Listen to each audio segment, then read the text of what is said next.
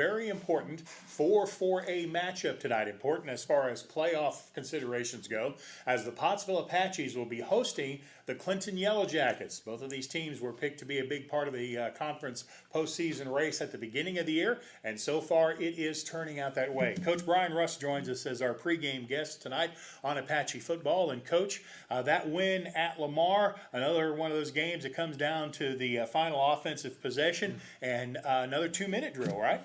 Yeah, pretty much. Pretty much had a little bit more time, but yeah, definitely come down the wire again and making an old coach even more old. I think more gray hairs and things like that. But man, it was exciting, and guys are playing really good right now, playing with a lot of confidence and doing some things that I think early in the season we just didn't know if we could do. And once you do it, you kind of feel more confident and just keep getting better and better. A lot of big turning points in that Lamar game early on. It kind of looked like they were just going to kind of move the ball right down the field at will, and then your defense bowed up, got a couple of big stops, and your offense got back into things, and it was just kind of back and forth from there, wasn't it? It really was, and again, they're a really good offensive team. They just come right at you, and doing that in high school football is really tough when you're good at it, and. We kept getting them in bad situations. We were getting them to 3rd and 8s, 3rd and 7s, and they were turning them in. They pick up 5 yards and get 4th and 2s and then go for it and get it. With the big strong runners they had. So again, it was definitely an old-fashioned heavyweight match, and our defense just finally started kind of clicking a little bit, and I think we warmed down a little bit. I think we had more guys going one way than they did, and kind of towards the end of the game, we just really got them with our depth a little bit. One of the specific big plays I wanted to talk about, once again, your special teams comes through and blocks a kick for the 2nd game in a row. How big is that?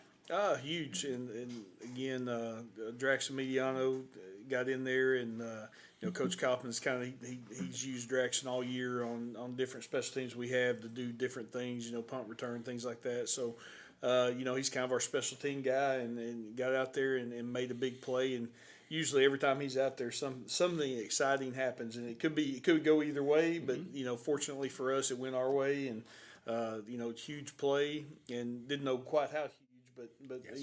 That set up the next drive, and really from there it was just kind of we put it away from that point. And the final play I have to ask you about, the touchdown run on the option where your running back and quarterback looked like they were 5, maybe 10 yards down the field before he made the pitch, yeah. And the pitch guy was still there where he was supposed to be. That was impressive. It really was, and again, it's one of those things you work and work and work, but until you see it in the game, until it happens, it's almost like, oh, we can pitch it now. That's what option football is all about. Is and fortunately for us, Bryson was really running well there in the 3rd and 4th quarter from the fullback position. So, everybody kind of started closing down on him, and it was a short yardage situation, and we honestly were just trying to get a first down, and it just kind of popped, and they had 2 guys. Really, that's what you're looking for. When you run the option, is you're trying to get guys to overdo what they're trying to do and not take care of their responsibility. And the backer and the outside the end closed and went in on our fullback. And whenever that happened, it opened up, and Jaden did a great job of reading it and getting out there. And then getting down the field, it was wide open, and then he saw a guy coming to him, pitched it, and, Nico took it to the house. And really on the play, you can see a couple different things, but Colby Stevenson did a great job blocking, and Jackson Furr, again, in our offense, we like to throw it a little bit. We like to throw it when we want to. And, so the split ends don't get that many passes, and he had actually caught a touchdown pass in the game, but also on that play, he wound up blocking 2 different guys. He knocked one guy down, then knocked another one down at the goal line to make it even that much more clear. Clinton Yellow Jackets coming to town tonight. This is I don't know that it's necessarily a battle for 2nd place, but the winning team on this has an inside route to a 2nd place finish, right? Yeah, and who knows how it's going to go. It's still it could get real crazy as the season progresses, because we're kind of ahead of everybody a little bit. We playing the week 0, and we hadn't had our bye week yet, so we don't get our bye week till week 10. So we're going to finish before everybody else. So we'll kind of have an idea where we're at, and then we kind of sit back and watch what could possibly happen. And again, this time of year, it's always like that. You know, with the team right now that's in the catbird seat is, of course, Harmony Grove. They haven't lost yet, so everybody else has at least got one loss, and we've got two. So it could go many different ways, but definitely this game is a huge game. So the trick is for us to give other teams that second loss, so we get the tiebreaker, I would think. So in the Yellow Jackets, they run a wing T, and wing is the key word here. 23 is a very good ball player. He really is. And I'm friends with Coach DeFrame for a long time, and he said he's not ever had two guys this good on one team, and he's had a lot of really good players through the years, and really, again, he's 23, I think 6'1", about 190, 200 pounds, and he runs a 4.6, so has really good speed for somebody that size. And not only that, he moves well too. He's not just straight line fast. He makes moves, and he's able to really, cut and things like that. And sometimes with bigger guys, you don't see those type of aspects. So with him, and then number 20, the split out, they really can put you in a bad situation, because 23 can move outside and go on a deep pass route, along with 20. They try to throw it up 4 or 5 times a game to number 20, and if you stop their run, they're going to start throwing it. They're not going to wait around. They're going to try to throw it, and try to get the quick score. Number 16 is their quarterback. He's not a stereotypical wing T kind of quarterback. He actually throws the ball a little better than most of the time you would see in a wing T. Yeah, he really does. And a lot of times what we've seen from Clinton in the past is generally they'll have a really good fullback, a really good halfback, a decent wing that blocks well, and this is really a different team for them than what we generally have faced. So we, getting prepared for them is tough. Coach Kaufman's really, gone through a lot of different things and trying to figure out, hey, what's the best situation, just because they can do so many things because of those athletes, and the quarterback does a great job, because generally you have an athletic quarterback back there, and they can do some different things with him. But in what they do is he can throw it, so they may not change one person out and go right into a spread out of that huddle. And so that always makes it really tough if you can go from the wing tee to spread and never have to bring any different bodies on the field to give it away that you are going spread. From a defensive coach's perspective, it's really hard to prepare for that and adjust as soon as they pop that huddle, and you're trying to move everybody around and get them in the right places. That's tough. Especially if they go on a quick snap count. I could see where that would be right. Quite the adventure. All right, so I have noticed one thing too I think would be a big key for tonight. Your team has gotten a lot better on two different things that I've noticed. You've gotten a lot better not turning the ball over, and you've gotten a lot better not getting penalties called on you, and I think those would be key tonight. Oh, definitely. And again, I think that's always key for us, and then going back to the beginning of the year is what we talked about, I think, first show. And, that's always the key to football, but especially with us, with who we are, man, we have to take care of the ball. We don't have an elite guy that's going to, that runs a 4.5 and going to take it to the house we just don't have that. So if you don't have that makeup, you can't afford mistakes. And again, that's the thing we've harped on. The kids have done a great job of getting better at those things, maintaining the ball, taking care of the ball, and not getting stupid penalties. So what about the junior high last night? How did that turn out for the Apaches? Rough night. Clinton, another team, I think they may have lost one game to Searcy or somebody like that. Like a bigger 5A. school. Yeah, and it was really close. It was like a 48-47 game or something like that, and they're really good. And we wound up getting beat 22-8, and kind of had the chance there late in the third quarter, rolling into the fourth. We were driving to go to score again and kind of make it a game, and we threw an interception. But guys battled, and again, Clinton's a tough place to play. Coach, I got to say a special thank you. We're recording this at a normally different time. We're just a couple of 3 hours from kickoff. Normally we record it the day before. Crazy schedule for those of us who work here. So, Coach, I appreciate your time. Yes, sir. Thank you, and good luck tonight. All right, we'll bring Brother Jim Huffman into the broadcast tonight. My name is Stephen Glenn. You're with Pottsville Apache Football on the Arkansas Sports Network.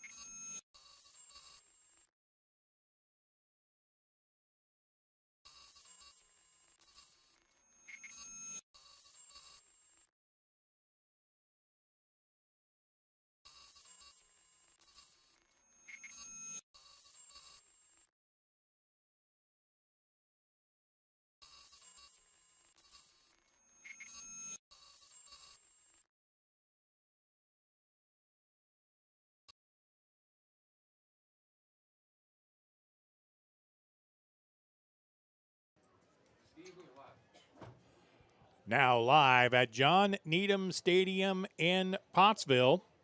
We appreciate you joining us for the pregame show with Coach Brian Rust of the Apaches.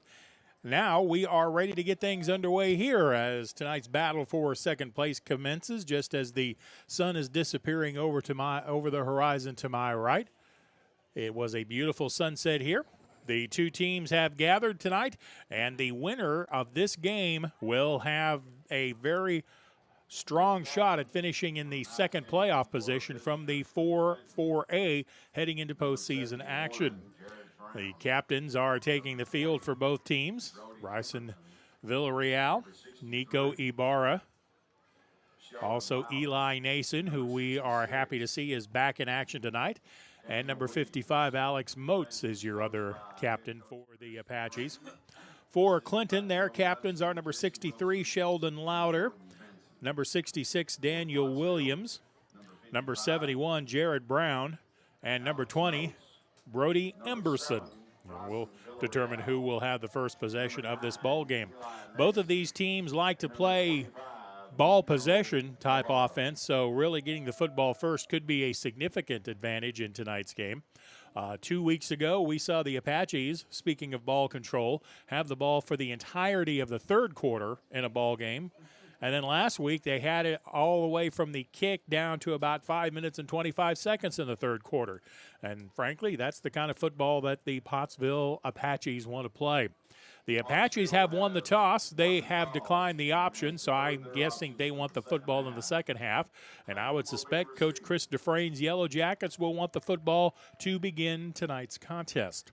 Speaking of last week in Lamar, one of the best option pitches I have ever seen in high school football led the Apaches to a last-second come-from-behind victory, and this is what it looked like. And I'm telling you, talk about keeping a perfect pitch relationship between the quarterback and the running back, and that led to the game-winning touchdown for the second week in a row. Pottsville scoring the game winner on what was their final possession, and the Lamar Warrior fans were basically, well, stunned when that play scored. It looked like that the Warriors actually might have had that play defense pretty good, but, boy, you just forgot about how good a job that the Apaches did running that outside veer offense and taking it into the end zone. The Yellow Jackets have taken the field. They have an ice crowd that has made the drive over from Clinton. Trying to think, I guess probably when I go to Clinton, I generally cut off at Morrilton and cut over that way and pick up, was it Highway 65 that goes on up into Yellow Jacket territory? So a lot of fans from that part of the state making their way over here. I bet I know where they should have stopped in Morrilton to eat, too. Brother Jim will be joining us a little bit later this evening. He is away on assignment. He is handling the tasks that only a pastor can do. He is joining a couple in holy matrimony tonight, and then he'll make it over here to John Needham Stadium. I talked a few moments ago about the possibility of finishing second. Here are the standings right now. Harmony Grove can assure themselves the top seed. Well, no, they're off tonight. I'm sorry. Harmony Grove has the bye this week. They lead the conference at 6-0. Right now, Clinton is at 4-1. Pottsville is at 4-2. Bauxite with 3-2. And Lamar at 3-2. Now, Mayflower is not out of the running for a playoff spot. They come into tonight's game at 2-3. Little Rock Hall and CAC are 1-4, and then the Dover Pirates are 0-5 this year. Tonight's schedule, speaking of Dover, they are at CAC. Lamar's taking on a much improved Little Rock Hall team. Bauxite is at Mayflower. That may be the game of the evening. In fact, that very possibly could be an elimination game for postseason consideration. And then the Pottsville Apaches here taking on Clinton. The good folks at Hooten's Arkansas football have the Yellow Jackets picked as a favorite tonight. The difference in the records, by the way, if you were paying attention, is that Pottsville is one of the few teams that has not had their bye, nor will they have their bye in the season until the final week of the year. And that final week will go a long way to determining exact playoff seedings. So the Apaches are ready to kick off left to right. One of the captains, Brody Emberton, is back deep in the three-man formation. He's in the middle of things to return the kick. Bryson Sanchez will handle the kicking chores for the Pottsville Apaches. Justin Smith is your video producer, and we'll chime in with him on the broadcast, too, as time permits tonight until Brother Jim makes it in. But we are ready to get tonight's battle for the playoffs going, and Pottsville with a high short kick. Fair caught by number 16, Joe Chalk. Joe Chalk, by the way, is the Yellow Jacket quarterback. So, you know, he has good, strong hands. And it will be the Yellow Jackets taking over 1st and 10. With the fair catch, no time comes off the clock. And the Jackets will start 1st and 10 with very good field position at their own 48-yard line. Joe Chalk is the quarterback. The names you'll hear me talk about most often, well, is number 23, Zane Widener, and number 20, Brody Emberton. Chalk is the quarterback. He has Emberton split out wide to the left in the wing T. They're going to give it on a counter across the 50 to the 48-yard line. Landon Rose, the ball carrier. He'll pick up 2, maybe 3 on the play. Tackle made by Bo Ade and run support from the linebacker spot. Looks like the pickup is closer to 3. It's going to be 2nd down and 7. Ball is moved to the Apache 49-yard line, 2nd and 7. Jackets right in the middle of the field. Pottsville has most of their offense up within the box. Quarterback Chalk calls the snap count. The give is to the fullback. He's met right at the line of scrimmage. May have got forward by a yard, but then driven backwards. Host of Apaches on the stop. Bryson Venable was the ball carrier. He got to the 47. Looks like Blake Chenoweth, amongst others, was there on the stop. May have picked up a yard. It's going to be 3rd down and 5 at the Apache 47-yard line. Quarterback is Chalk. 2 running backs in the backfield. Quick pass to the near side, complete to Emberton. He has 1st down yardage at the 40 to the 39-yard line. Bryson Sanchez gave him a big cushion there. The Clinton coaches saw that, and a quick hitting pass is good for a Clinton 1st down at just inside the 40-yard line. We appreciate all of our sponsors tonight, including Heirloom Legal, Cole Construction, McNeely Plumbing, Roy's Heating and Air, Dr. K Dentistry, Mahan Appraisal, Diamond Ridge Construction, and Tyson. 1st and 10, I counter give by the Yellow Jackets. Pottsville defends that pretty well. Bryson Sanchez was waiting on Landon Rose, the ball carrier. Stop that play, that wasn't Rose, the ball carrier. That was Zane Widener, his 1st carry of the night, the first of many, I suspect. He's going to pick up 2 yards to the Apache 38. No score. We're just underway here at John Needham Stadium. 10 minutes and 30 seconds left to go in quarter number 1. Clinton not in any particular hurry to get to the line of scrimmage. Both of these teams, frankly, are run, grind it out, no big hurry. Wing is on the left side of the formation. Chalk, the quarterback, back to pass, rolls the pocket to the right. He's under pressure and overthrows the intended receiver at the 30-yard line. The Apaches getting good pressure that time with Chalk on the roll-off. Brody Emberton was the intended receiver, but that pass falls incomplete. It's going to be 3rd down and long.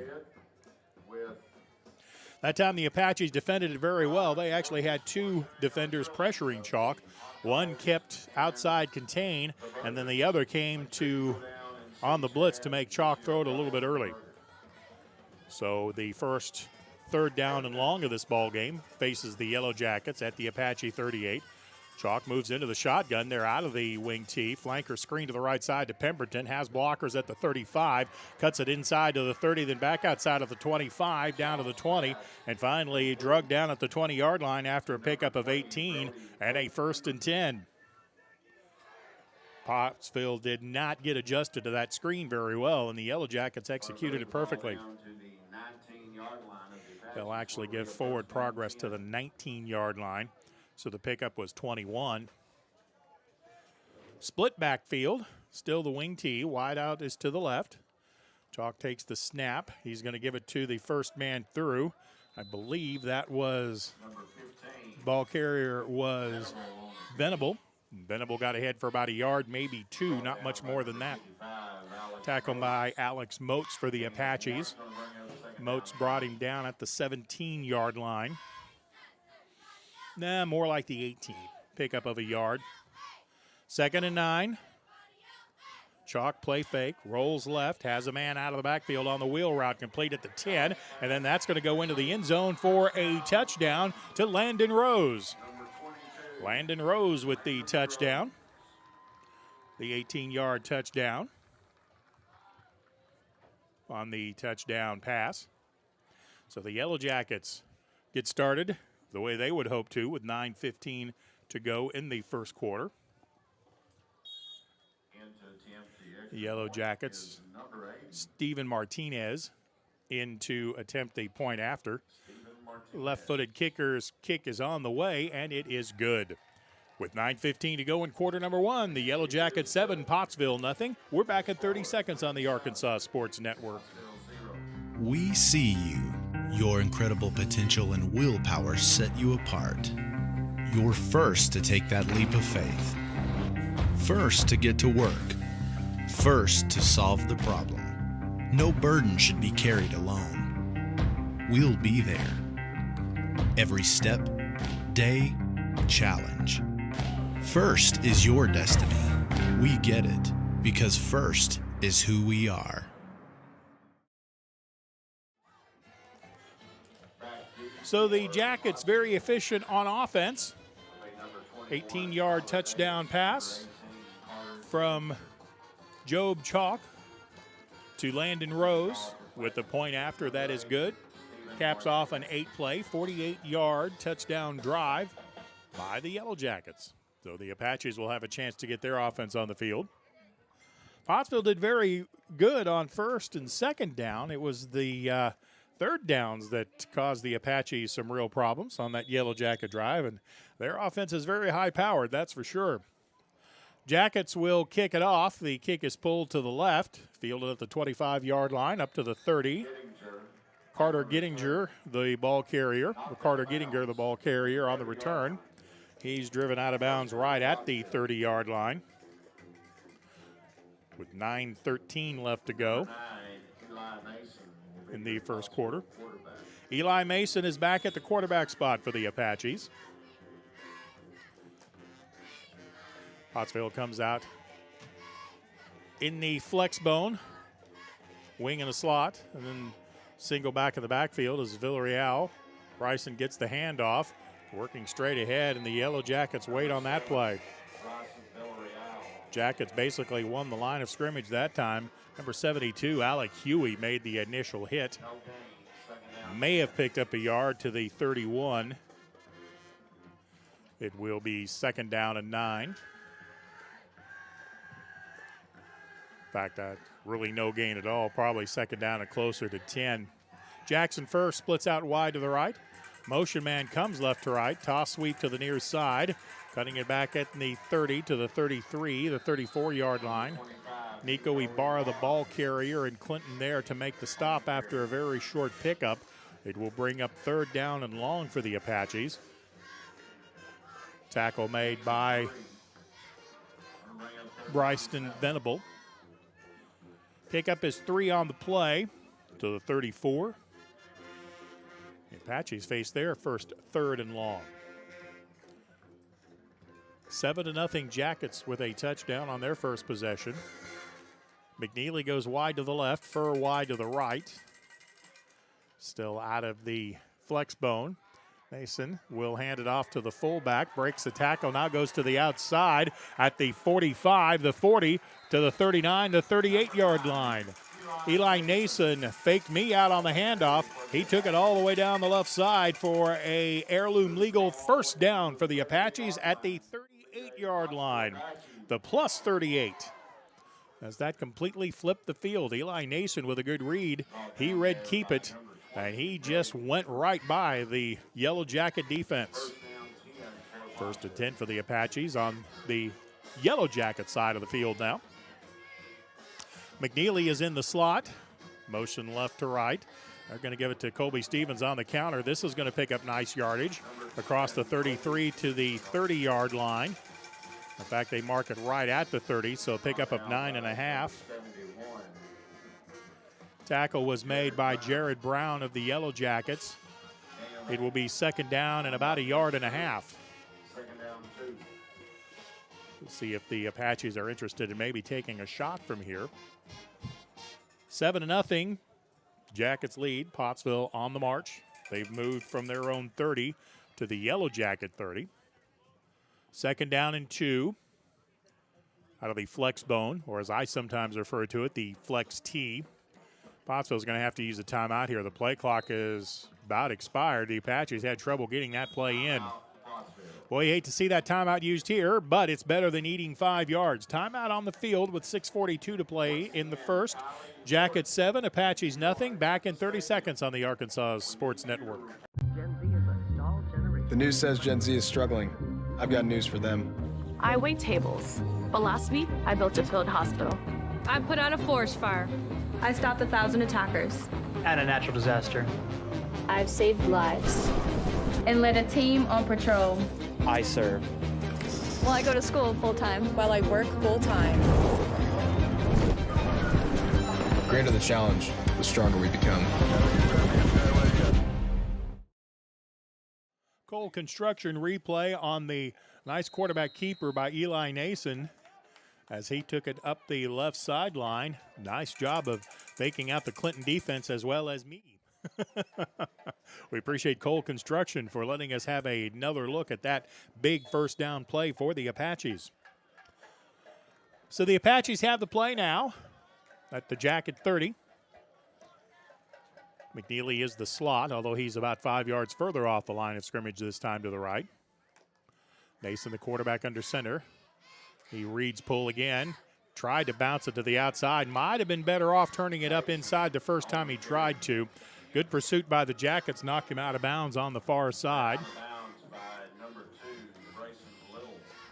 Bryson Little with the stop on the far side. Loss of about a yard will put the ball, well, no gain on the plays. It's still at the 30. 3rd down and about a yard. I think that was the right read, but Nason probably wishes he had turned it up inside a little sooner rather than trying to keep bounce to the outside. 3rd down and a yard, maybe 2 at the 30-yard line of the Jackets. Eli Nason, as Colby Stevens comes in motion, they give it to the fullback, and he'll have first down yardage.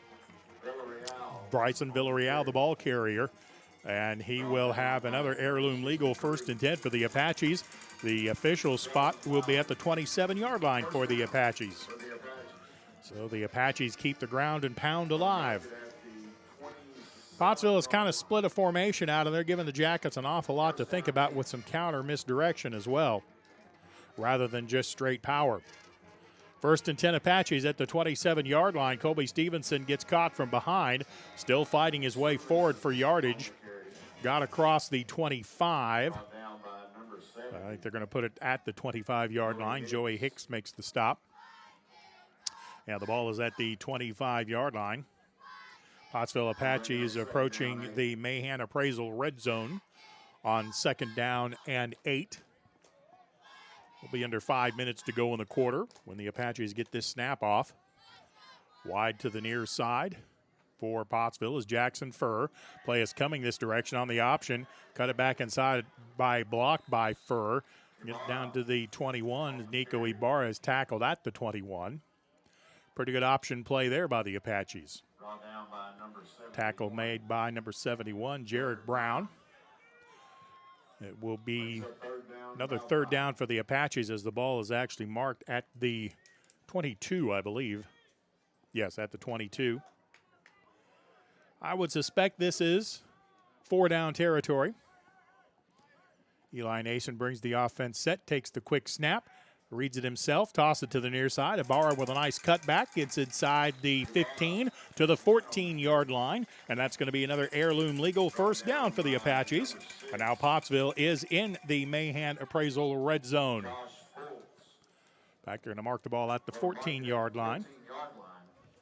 Pickup of 8 on the play by Nico Ibarra. 1st and 10 for the Apaches.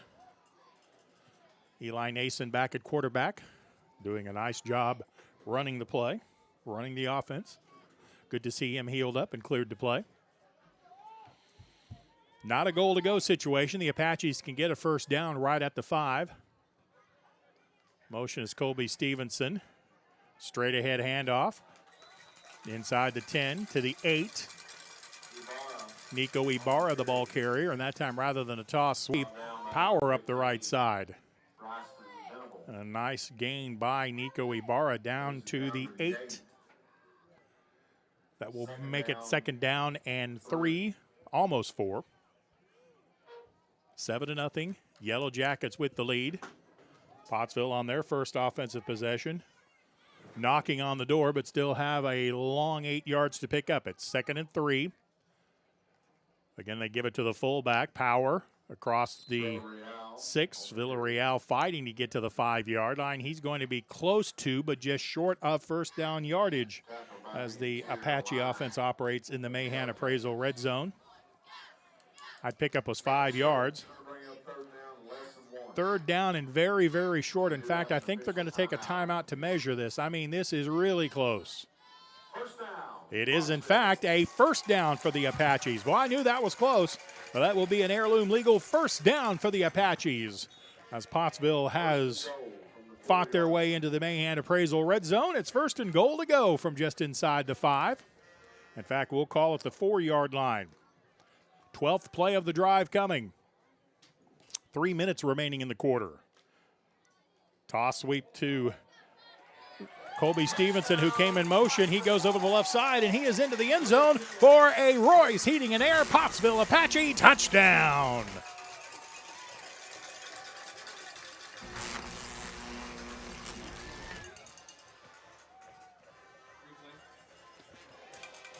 And here comes the Cole Construction replay on the touchdown. As Pottsville's on to attempt the point after, Clinton has to get a man off the field, which they do.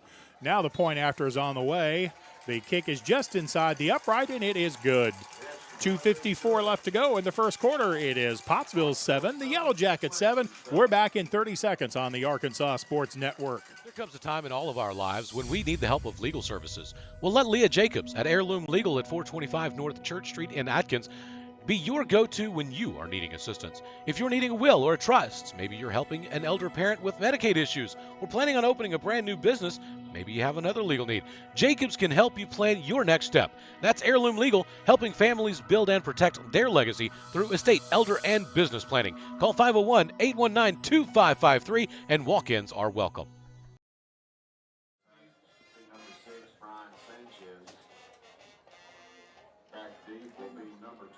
Another impressive time-consuming drive by the Pottsville Apaches as they move the ball from their own 30-yard line, and on the 12th play score a touchdown from 4 yards out by Colby Stevenson. The point after attempt by Brian Sanchez was inside the upright, and this game is tied at 7. As the Dr. K Dentistry kickoff by the Apaches is on the way. A low-line drive kick is going to be taken at the 25-yard line. Return across the 30 to the 35 to the 40-yard line. On the return for the Eagles is Bryson Venable. Returned it out to the 42-yard line. Caleb Turek, I think, was the first man down at special teams to make the stop. Jackets will start at their own 41-yard line with 2:47 to go in the first. Both teams have had the ball once. Both teams have scored touchdowns on that possession. Venable, the fullback. Quarterback Chalk drops into the shotgun, trips to the right, one wide out to the left. Flanker screen coming to the right side, and it's complete at the 40, the 45, midfield into Apache territory to the 33-yard line. Pass completion to Zane Widener. And he'll have a big pickup into Apache territory at the 35-yard line. Carter Gettinger hustling downfield to make the stop, but a big pickup by the Yellow Jackets. Now, for the moment, they've gone to the spread. After the coaches show, I talked to a couple of the coaches about the possibility Clinton might do this. Pottsville did expect it, but yeah, Clinton has gone to a spread. Slot to the left. Now they're back into the wing T4 formation, but they're still in a pistol. Chalk takes it, hands it to the fullback Venable. He crosses the 35 to the 34-yard line before being tackled at the 34. Bo Ade was a part of the crew making the stop. Ball is at the 33-yard line. Pickup is 2. Actually, correct me, that's the 34-yard line, which will be a pickup of 2, 2nd and 8. 7-7, the game is tied. Yellow Jackets still stay in a shotgun, although they do have a wing on the right side. That wing, Widener, is too big a part of their offense. He comes in motion now, right to left. Flanker screen coming to the near side. Pass is complete. And this time, Brody Emerson does not have a lot of room to run as the Apaches cover that much better. Well, that's the way you do it. You keep running that play until the Apaches stop it. Much better job that time. Bryson Villarreal, amongst others, getting out to make the stop. Ball is at the 30. The screen picked up 4. Jackets have a 3rd and 5 at the Apache 30. Game is tied at 7. That flanker screen has been good to the Jackets, but now they go back into what I call their base offense. They wing T. Pottsville jumps into the neutral zone, but then steps back. The officials do not choose to throw a flag. Chalk, the quarterback, hands it off to Venable. He's trying to fight to the first down, but a couple of Apaches there to try to stop him at the 27-yard line. Tackle made by number 5, Trip Price. That's going to be a good 2 yards short of the first down as they'll mark it at the 28-yard line.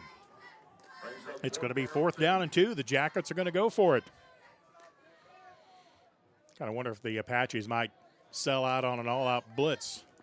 Chalk is not a big ball carrier, but he might try to sneak it. Takes the snap. Now they're going to roll it to the right. They're going to have a pass that's going to be complete. Oh, first down yardage, but not by much. Brody Pemberton caught the pass. Emberton, I should say. Brody Emberton catches the pass. Brian Sanchez in coverage, played it very well, but the Jackets only needed a couple of yards. They got 3 to the 24-yard line. 1st and 10, Yellow Jackets. That's the first 4th down conversion of this game. I suspect it will not be the last. But again, the Jackets back in a spread. That slot on both sides of the field. Now they empty the backfield. Pass over the middle, or to the left side rather, is going to be complete. And then spinning out of a tackle is Emberton, I believe. Emberton with a nice run after catch. Got down to the 15-yard line. Isaac Cox makes the stop on the play, but not until a pickup of 9 yards, and that's going to do it for the first quarter. At the end of 1, it is Pottsville 7, the Yellow Jackets 7. We're back after this 1-minute timeout on the Arkansas Sports Network. During the Great Depression, nothing came easy. But with just 5 cents, an old truck, and a load of hay, John Tyson and his family found a way to deliver quality chicken to other hardworking people. Today, Tyson continues to find new ways to help put a chicken in every pot. Because people deserve farm-raised chicken of the highest quality. At Tyson, we remain committed to this simple promise: to always keep it real, to always keep it Tyson. Hey, Brett. You made it. Yeah. Hey, my old receivers, Mark and Antonio, they want to hear more about fave rates. Oh, right. Well, with Farm Bureau Fave Rates, you get a great auto quote, plus local agents and fast, friendly claims. Nice. Hey.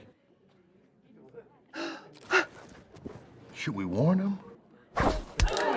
Oh, that's broken. Get great auto rates and local agents at favrates.com from Farm Bureau Insurance. Sorry. Totally worth it.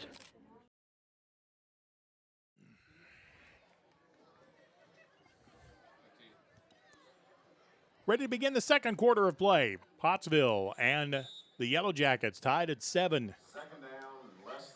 Second down and maybe a yard for the Jackets. They can get a first down without scoring here. They've got to get inside the 15. Trips to the right, one back in the backfield. Again, here comes the flanker screen. Officials let a hold go by. Tackle made at the 10-yard line. But that was a major hold by Bryson Little on the right side. He had an Apache defender wrapped up in the shoulders, but the officials let it go, letting him play. Ball is at the 9-yard line. The pickup is 6 on the completion, and it'll be first down and goal to go for the Yellow Jackets. Boy, normally when you get a hammer lock on that shoulder, the officials are all over it. They might have been looking at another part of the play. Jackets again in a spread formation. They send 2 wideouts to the left. They have a wing on the right. The wing on the right is Zane Widener, and they're going to give it to him. He starts it inside, bounces it outside. Race to the end zone, won by Logan Tatro making the stop. That was a good job by Logan, deciding to sprint as hard as he could to the outside and hold that play to a gain of about a yard. Well, pickup of 2 yards. 2nd and goal to go from the 6, where the ball is officially marked down. Still a good job by Logan closing on that play. Wide to the left goes Brody Emberton. Watch him coming over the middle on a post pass. Quarterback Job Chalk in the shotgun. Now they're going to throw it that way, but it's a screen, and he steps around the defender and goes into the end zone for a touchdown. Pass was there, and the Apaches had a chance to stop it in the backfield, but couldn't do it. Brody Emberton just too good in a one-on-one situation, and that will be a touchdown for the Yellow Jackets from 6 yards out. 2nd touchdown pass from the quarterback Chalk. This time it went to Brody Emberton, who, by the way, is the holder for the point after that's forthcoming. High snap, Emberton got it down. The kick is up, and it is good. 10:50 left to go, quarter number 2. The Yellow Jackets 14, Pottsville 7. Back in 30 seconds on the Arkansas Sports Network.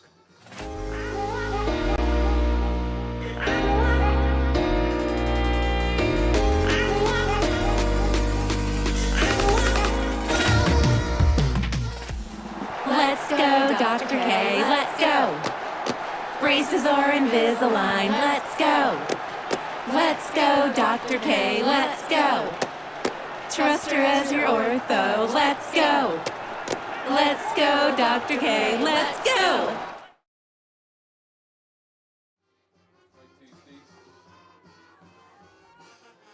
Yellow Jackets with a touchdown drive, as the Jackets reclaim the lead. Tyler Davis and Carter Gittinger are back deep to receive the kick. Yellow Jackets with a very efficient 9-play, 59-yard touchdown drive. Job Chalk with a nice pass to Brody Emberton for the touchdown. Both of the Jackets' touchdowns have come on passing plays. Well, we told you in the pregame show, Coach Russ told you that Chalk throws it real well. Onside kick attempt coming for the Yellow Jackets. The Apaches do a nice job fielding it at the 47-yard line. I think it was Bo Ade who came up with the football. Well, they're going to say Landon McNeely came up with it, so we'll give the official recovery to McNeely on the Dr. K Dentistry onside kick attempt by the Yellow Jackets. Clinton getting a little sneaky. Pottsville will start at their own 46-yard line with 10:48 to go in the second quarter. Second offensive possession by the Apaches. Pottsville changes up the formation a little bit. They bunch it up a little tighter in the middle, and they give it straight ahead across midfield into Jacket territory to the 48-yard line. Bryson Villarreal, the ball carrier, and he will pick up 6 yards in a cloud of AstroTurf. Okay, I know it's field turf, and you don't get a cloud, but you get the idea. Ball is on the Jacket side of the field. Pickup of 6 on the play, 2nd down and 4. What Pottsville did is on the flex bone, they moved one of the flex formation guys into the backfield. This time now they're back to a more standard set with McNeely in the slot. Motion man comes right to left. Again, they're going to give it to Villarreal, the fullback. He's going to cross the 45, get down to the 42-yard line. That's going to be another heirloom legal 1st and 10 for the Apaches. Pottsville playing power football. Takes a while to kind of clear the stack there. Yellow Jacket tackle made by number 11, Cameron Scott. Ball is spotted at the 43-yard line. Pickup is 5, and it's a 1st and 10 for the Apaches, brought to you by Heirloom Legal. 14-7, Jackets with the lead. Pottsville on Yellow Jacket side of the field again. Counter give to Ibarra, makes one man miss in the backfield, then fights his way up the right hash at the 41, trying to dive forward to the 40. Didn't quite get there, but still a good play on 1st down. Pickup is 7. Is 3, 2nd and 7. I did get enough sleep last night. I know it may not sound like it. Yeah, I'm lost. Brother Jim is not here. Jackson Furr comes wide to the left. They're going to throw the ball to him here pretty soon, I can't help but think. Give it on the option with plus yardage. Villarreal, the ball carrier, to the 37, the 36, to the 35-yard line. Tackled at the 35 by the Yellow Jackets. Alec Huey making the stop. Alec Huey is a good-looking defensive lineman for the Jackets, by the way. I would say he probably is a college potential player. He does a good job controlling his side of the offensive line. Ball is at the 36. 3rd down and 3. Motion is Ibarra right to left. They're going to toss it to him. Gets a block by McNeely and by Stevenson on the right side. He'll bring it upfield inside the 30 to the 25-yard line. Good blocking by the Apaches, leading that play by Ibarra for another heirloom legal 1st and 10. They'll mark it at the 25. Burgess making the stop for the Jackets. Another heirloom legal 1st and 10 for Pottsville. 8:21 left to play in the second quarter. The way these teams run the football, once again, we may be one of the first ones done tonight. 1st down and 10 at the 25. They're going to give it with power up the middle. Good job by the offensive line leading Villarreal into Clinton territory. Got to the 24, 23-yard line to give him progress to the 23. Pickup is 2, 2nd down and 8. Pottsville trailing Clinton 14-7. Yellow Jackets have had the ball twice. They've scored 2 touchdowns. This is the Apaches' second possession. On 2nd down and medium, again, they give it to Villarreal, and boy, he sees a big hole as he crosses the 20 to the 18 to the 17-yard line. He had to get to the 15 for the 1st and 10. Let's see where they spot it. They spot it just short at the, they're going to spot it right at the 16-yard line. Going to bring up 3rd down and a yard as the Apaches have moved the ball into the Mahan Appraisal red zone once again. 3rd down, a little more than a yard. Villarreal, the fullback in the backfield. Eli Nason under center. Fumble on the snap. Picked up by Pottsville. Nice job of Colby Stevenson picking up the loose ball. Well, that's the first time we've seen that in a while, and a good heads-up play by Colby Stevenson picking up that loose ball. It's going to lose a yard, so it's going to be, actually, it's going to lose 2. Back to the 18-yard line. You know, Pottsville is going to have it on 4th down and 2, almost 3. The ball is just short, just inside the 18, and Pottsville has to get it to the 15. And yes, the Apaches are going to go for it on 4th down. Eli Nason under center. Big 4th down play coming. Nason is going to pull it. He's going to turn the corner. He's going to cut inside to the 10, to the 5. And Eli Nason with a nice option run is going to have another heirloom legal 1st down for the Apaches. Tackle made by Bryson Little, but not until Eli Nason can give Pottsville a 1st down, brought to you by Heirloom Legal. Another replay of that nice 1st down run by Pottsville. Cole Construction bringing you that replay. They're going to actually mark it at the 6-yard line, so 1st and goal to go from the 6. Ibarra in motion. They're going to give it to Villarreal. With a head of steam, got to the 5 and then ran into a Yellow Jacket wall at about the 4. Boy, Villarreal is running hard tonight. Pickup is maybe a yard closer, maybe 2 yards closer to the end zone at the Clinton 4. Time is not an issue in the second quarter. 5:33 to go. 14-7, Clinton with the lead. Pottsville with a little momentum on their side as they come to the line of scrimmage with a 2nd and goal to go from the 4. Villarreal, the fullback. Stevenson on the right side. Ibarra on the left at the wing. They're going to give it on a counter.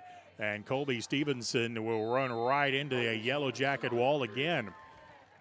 Pottsville showed counterplay on that. If they'd have gone with the option the other direction, they'd have had something. As it was, a good stop by the Jackets at the 5. Play loses a yard. 3rd and goal to go from the 5. And I will guarantee you, trailing 14-7, if the Apaches don't get into the end zone here. I'm fairly sure they're going to go for it on 4th. Villarreal in the backfield. Motion man is Ibarra. They're going to give it to Villarreal with some very good blocking. He's into the end zone, untouched for an Apache touchdown. Brought to you by Roy's Heating and Air out of the Mahan Appraisal Red Zone. The Apaches hit pay dirt again. And a Cole Construction replay of some beautiful blocking by the right side of the Apache offensive line. Boy, that's a pretty job of blocking. High snap, the Apaches get it down. Point after kick is through the upright and good by by Brian Sanchez. Nice job of holding by Tyler Davis to get that high snap down. And your new score with 4:32 to go in the second, Pottsville 14, the Yellow Jackets 14. Back in 30 seconds on the Arkansas Sports Network. We see you. Your incredible potential and willpower set you apart. You're first to take that leap of faith. First to get to work. First to solve the problem. No burden should be carried alone. We'll be there. Every step, day, challenge. First is your destiny. We get it because first is who we are. Goal construction replay for the Apache touchdown after the kickoff. Low line drive kick coming to the near side. That's going to go out of bounds. Ball goes out of bounds. We do have flags on the play. So the flag on the play will be for kicking it out of bounds. Here's a look at that Pottsville Apache touchdown again. Man comes in motion, but just some amazing blocking on the right side of the line. We appreciate Cole Construction bringing you that Apache replay. So the Jackets will take over after the illegal procedure penalty for the boot out of bounds. Clinton will have it at their own 41-yard line. 4:32 to go in quarter number 2. So which defense is going to make a stop first? Emberton goes wide to the left. 2-back set in the backfield behind Chalk. Pump fake, and they're sending Emberton deep, who is wide open. Catches it at the 40, the 30. He's going to take it to the house for the touchdown. Pump fake. Chalk drew the defense up. Pemberton went by everybody. No penalty flags, and just like that, the Yellow Jackets are back out in front. 59-yard touchdown pass from the quarterback, Job Chalk, to Brody Emberton for the touchdown.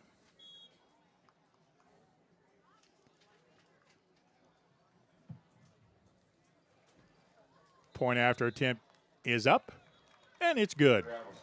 There is a penalty flag on the play, so hang on just a second here. We'll see what the call is going to be. I think it's probably going to be on the Apaches. See what the White Hat has to say. Yeah, they're going to huddle up and talk about it. Well, both teams have come to the sideline, so we'll tell you about the penalty in just a moment. 4:23 left to go in quarter number 2. The Jackets lead at 21-14, and we're back in 30 seconds on the Arkansas Sports Network. The news says Gen Z is struggling. I've got news for them. I wait tables, but last week I built a field hospital. I put out a forest fire. I stopped 1,000 attackers. And a natural disaster. I've saved lives and led a team on patrol. I serve. Well, I go to school full-time. While I work full-time. The greater the challenge, the stronger we become.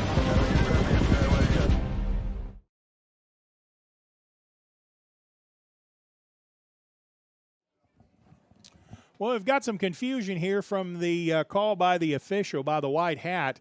The foul was a personal foul against Pottsville. The indication that the White Hat made was that it was for an ineligible man downfield. So I think he just used the wrong hand signal to kind of tell us what's going on here. The gist of the matter is, after the personal foul, that's going to be marked off against Pottsville.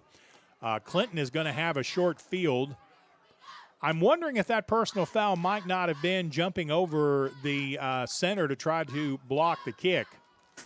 because I think the signal for that is something similar to an ineligible man downfield.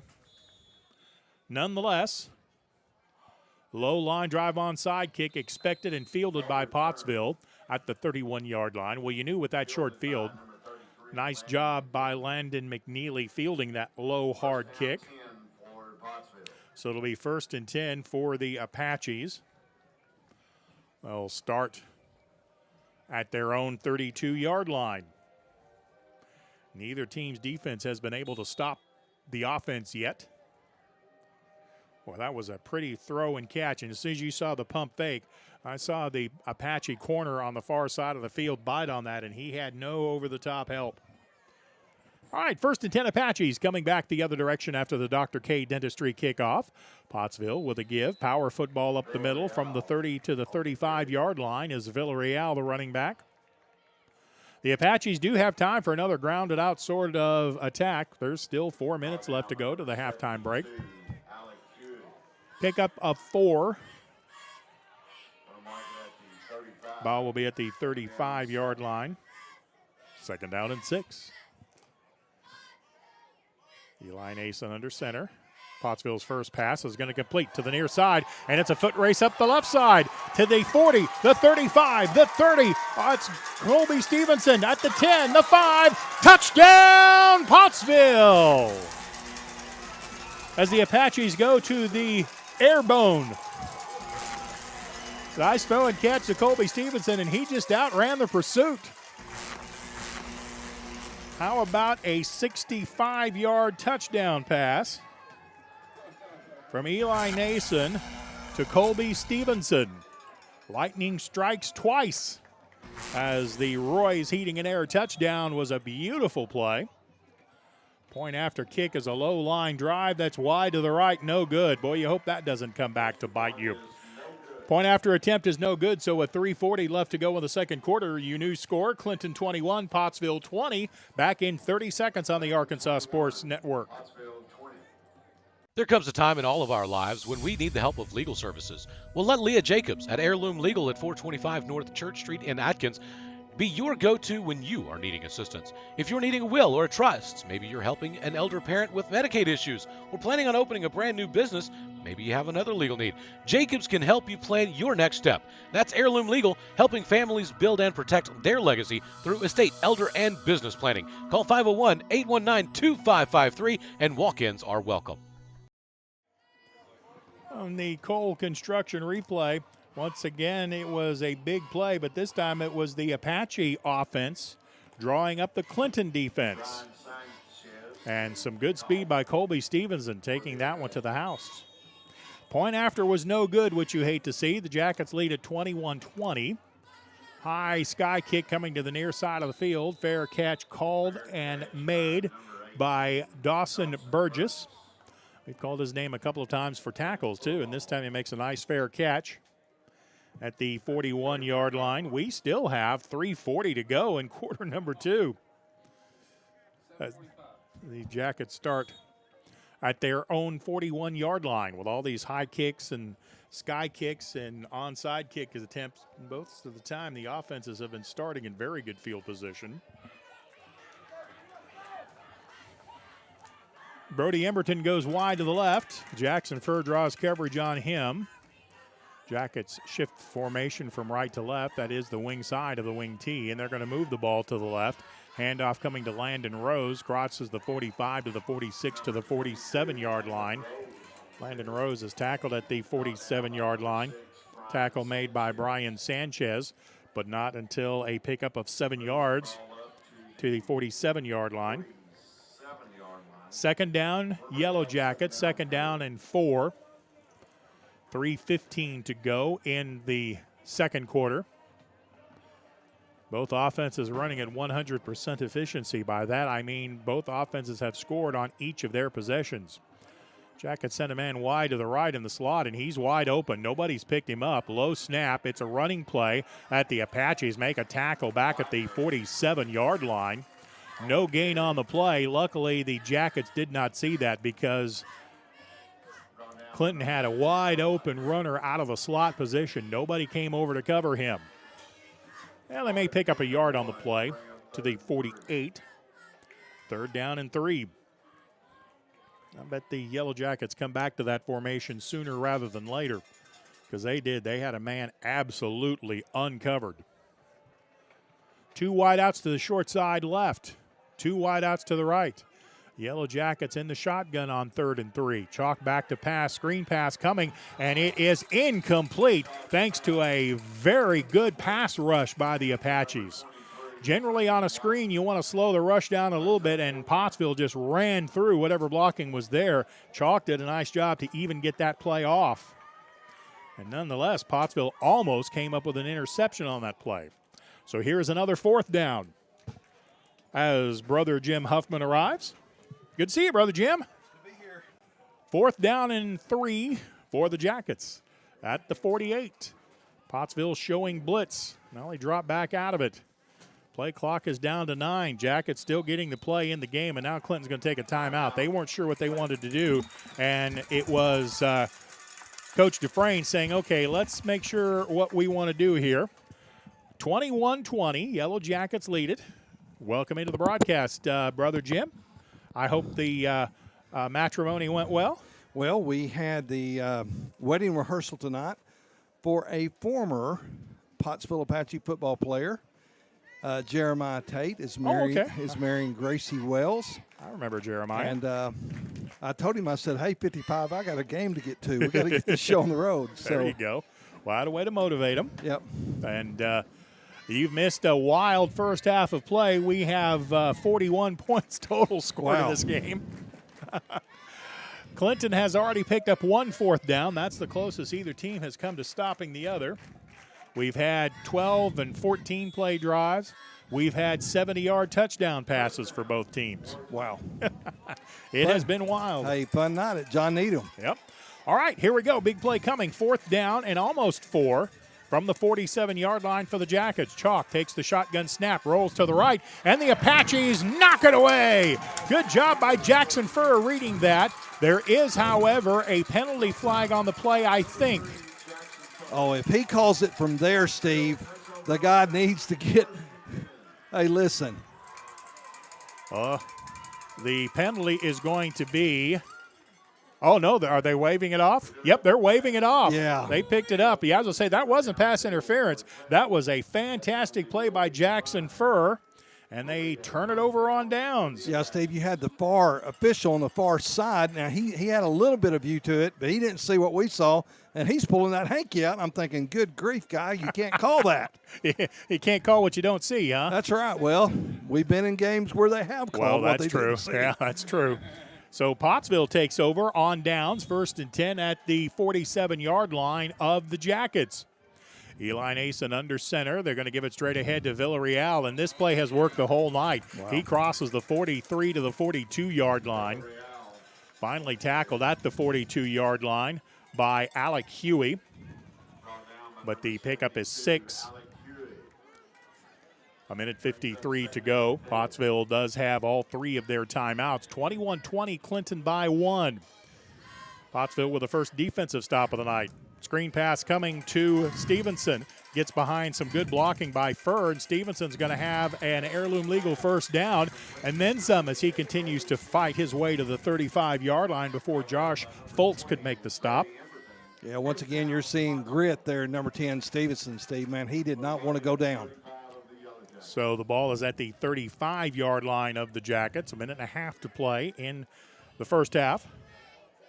Pottsville on their base offense. They're going to give it to Villarreal. He hits open field. He's going to go to the house. 10-5, touchdown, Pottsville! Wow. Was that good trap blocking or was that good blocking? Hat on the hat. Hat on the hat. Don't look back. Wow. Cole construction replay coming on the touchdown. Because I would imagine the Apaches are going to line up to go for 2 here. Boy, that was just some good blocking and good timing, and Villarreal was not going to be caught. It'll be interesting to see what the Apaches go to on the 2-point conversion. You arrived just in time, Jim. This is the Apaches' first lead of the night. All right. Villarreal in the backfield, and he's going to go into the end zone, but there's a penalty flag that flies that stops the play. Offside called against Clinton, which will move the ball half the distance to the goal. Boy, you almost wish they'd let that play go, though, because that conversion was going to work. Yeah, it was going to happen, Steve. Villarreal was going to go into the end zone. Nice touchdown run by Villarreal. Of course, the thing about the penalty is it gives him a chance to kind of catch his breath a little bit. And, oh, by the way, we still have 1:20 to go in this second quarter. That's plenty of time for this Yellow Jacket offense, I'm telling you. All right, 2-point conversion play. They're going to give it to Villarreal again, and he's going to get stoned right at the goal line. I don't think he got in. Nope, he did not. Boy, you wish they'd let that play go on the offside. Yeah. 2-point conversion is no good. Your new score with 1:20 to go in the second quarter. Pottsville leads at 26-21. We're back in 30 seconds on the Arkansas Sports Network.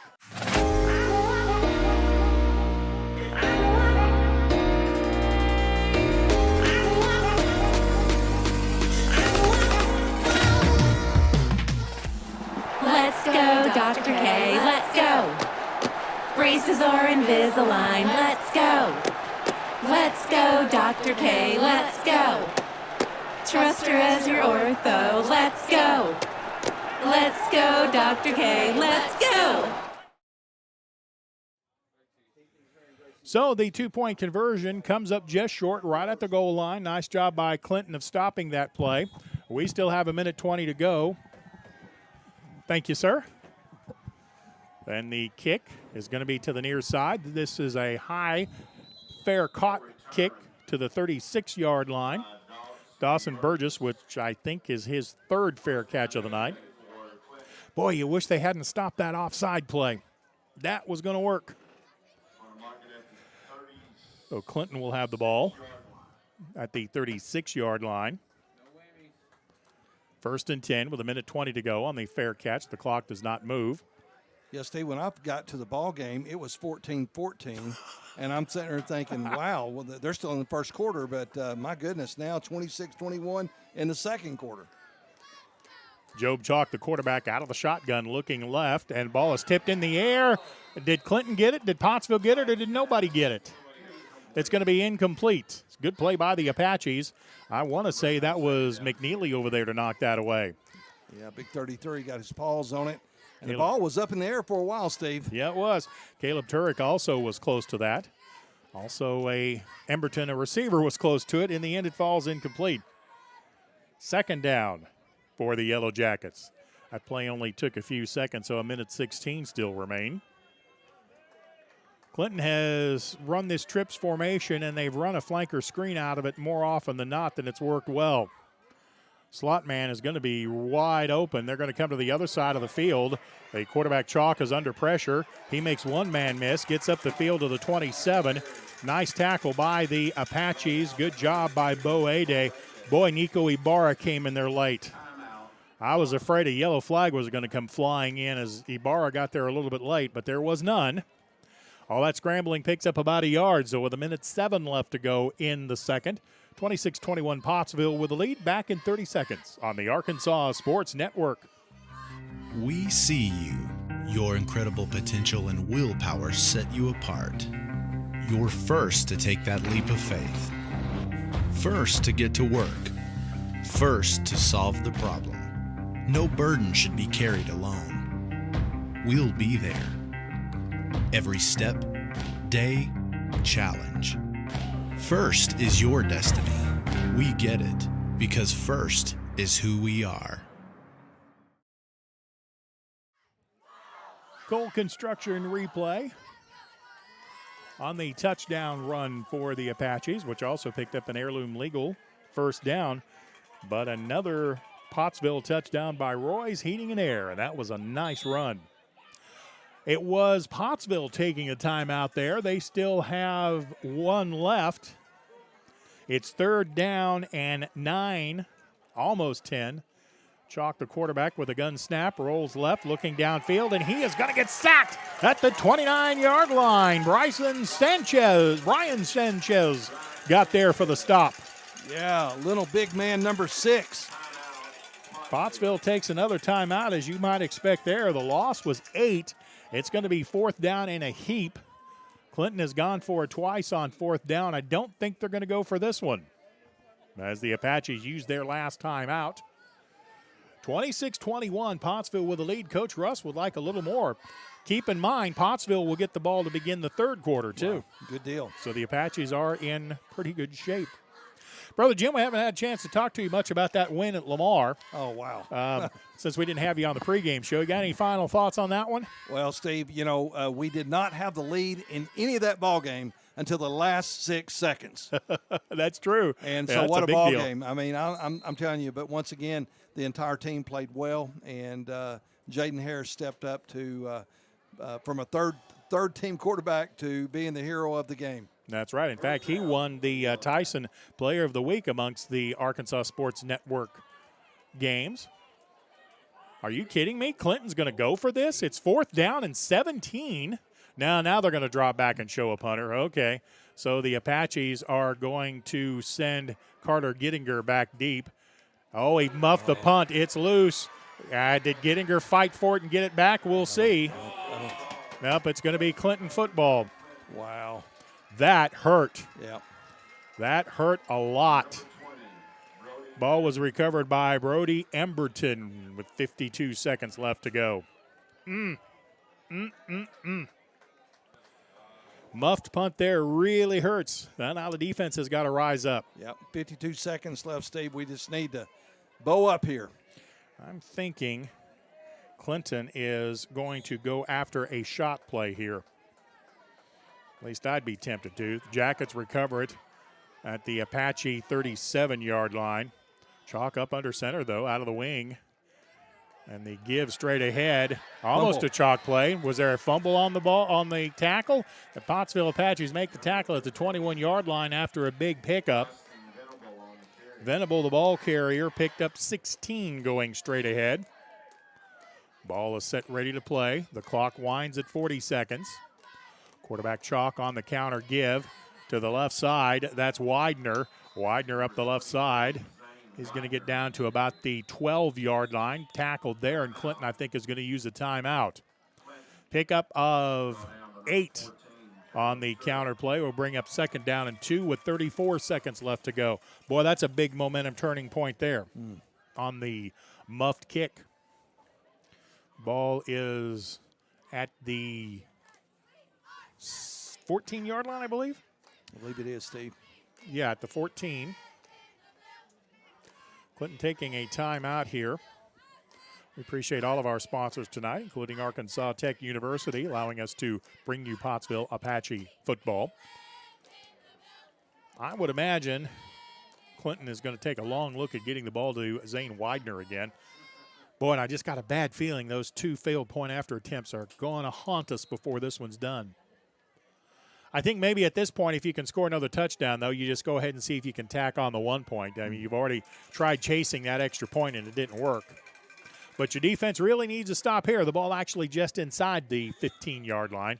It's closer to the 15 than the 14. So 2nd down and 2. The scoreboard shows 2 more timeouts left for Clinton. I thought there was only 1. Chalk back to pass, flanker screen to the near side. There's that man Widener, and he's going to get into the end zone, and that's going to be a touchdown. Boy, that muff punt hurt.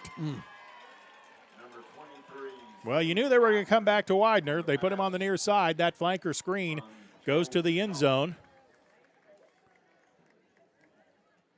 by Widener. Boy, you're looking at maybe going into the end zone and then getting the ball back to begin the third quarter. And just like that, it flips over. Clinton comes the other way, gets a touchdown, and they're going to try to go for 2.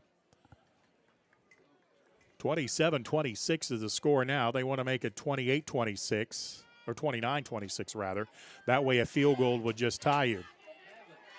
Chalk under center on the 2-point conversion. Now he steps away, looks to the sideline. This is a free play, although the play clock just about expired. Clinton will take a timeout. Scoreboard still shows the Jackets with 2 timeouts when they took that one. I'm pretty sure that's not right, but it's probably not going to matter. They do have another timeout here. Timeout on the field, 27-26. Clinton with the lead, back in 30 seconds on the Arkansas Sports Network. The news says Gen Z is struggling. I've got news for them. I wait tables, but last week I built a field hospital. I put out a forest fire. I stopped 1,000 attackers. And a natural disaster. I've saved lives and led a team on patrol. I serve. Well, I go to school full-time. While I work full-time. The greater the challenge, the stronger we become.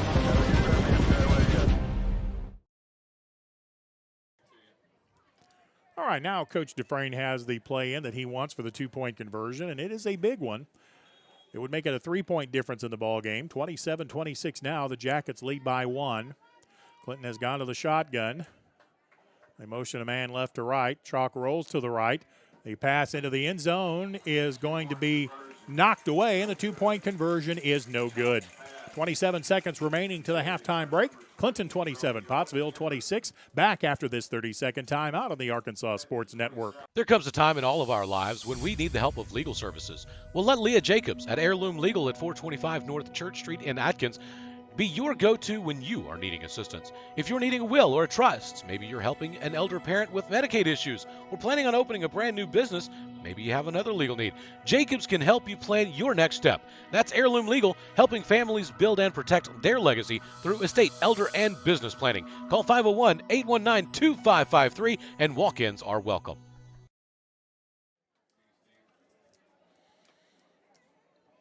So the Yellow Jackets will end up with a touchdown. The drive is actually 37 yards because that's where the fumble muff punt was recovered. The Apaches actually have the only defensive stop in this game. Unfortunately, they gave the ball right back to the Yellow Jackets. Pottsville is out of timeouts, so I would expect if I'll be happy to head to the locker room, trailing 27-26. A left-footed kicker by the Jackets. Martinez kicks it down to the 19-yard line. And a return through a couple of Jacket defenders gets across the 30 to the 32-yard line. Carter Gettinger with the return. They'll get the ball out to about the 32-yard line with 20 seconds left to go. 20 seconds, no timeouts. I don't think you get greedy here, do you, Jim?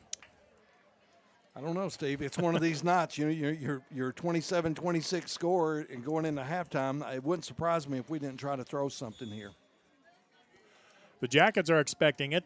Before the huddle even breaks, Clinton has 4 defenders back near midfield. Wideout comes wide to the left. Now Pottsville's just going to take a knee here, and I think that's the right call. So we will go to halftime with the Clinton Yellow Jackets leading the Apaches 27-26. The Apaches will get the ball on the opening kick of the third quarter. We have a timeout on the field, and we'll come back after this 2-minute timeout with more Apache football on the Arkansas Sports Network. During the Great Depression, nothing came easy. But with just 5 cents, an old truck, and a load of hay, John Tyson and his family found a way to deliver quality chicken to other hardworking people. Today, Tyson continues to find new ways to help put a chicken in every pot. Because people deserve farm-raised chicken of the highest quality. At Tyson, we remain committed to this simple promise: to always keep it real, to always keep it Tyson.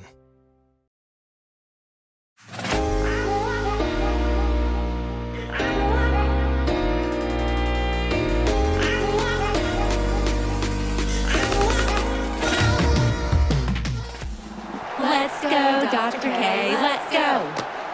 Braces are Invisalign, let's go.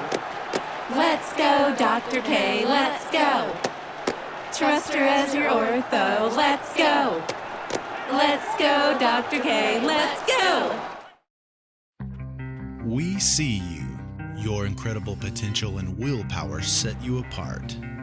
You're first to take that leap of faith. First to get to work. First to solve the problem. No burden should be carried alone. We'll be there. Every step, day, challenge. First is your destiny. We get it, because first is who we are. The news says Gen Z is struggling. I've got news for them. I wait tables, but last week I built a field hospital. I put out a forest fire. I stopped 1,000 attackers. And a natural disaster. I've saved lives and led a team on patrol. I serve. Well, I go to school full-time. While I work full-time. The greater the challenge, the stronger we become.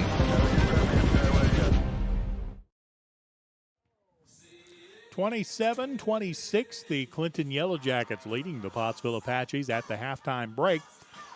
Both teams scored on every possession they had except for one. Pottsville did get a stop of the Yellow Jacket offense late in that second quarter, but then could not handle the punt. The Yellow Jackets down there to recover the football, and then they punched it in from 37 yards out to reclaim the difference. Both teams have the same number of touchdowns. The difference in this game, 2 point-afters that were point-after touchdowns made by the Yellow Jackets, and the two that the Apaches have not converted on. One was on a kick, one was on a 2-point conversion attempt.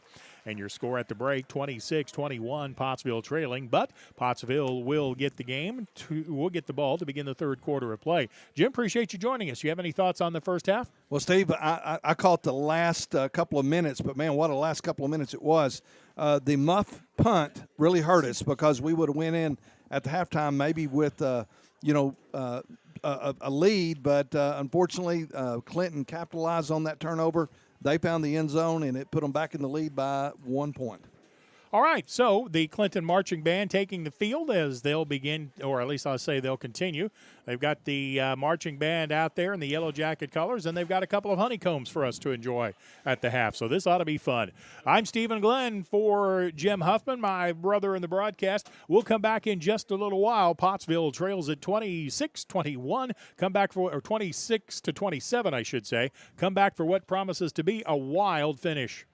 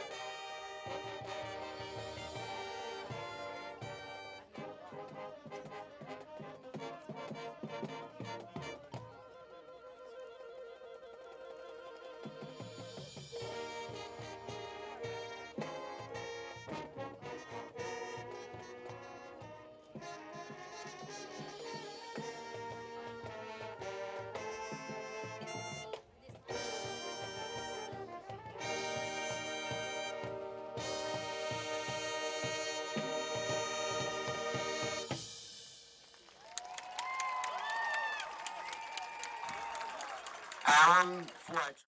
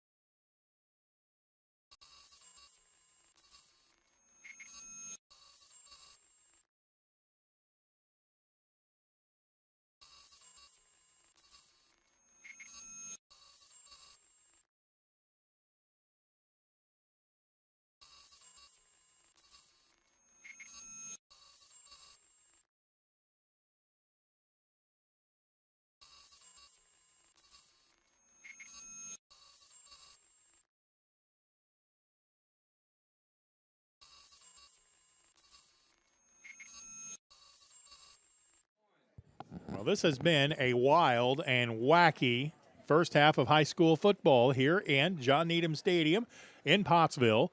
The Clinton Yellow Jackets lead the Pottsville Apaches 27-26, and it has been up and down the field like crazy with two offenses that are supposed to be ball control grinded out. Yeah, so much for that, huh, Jim? Yeah, I'm going to tell you, Steve,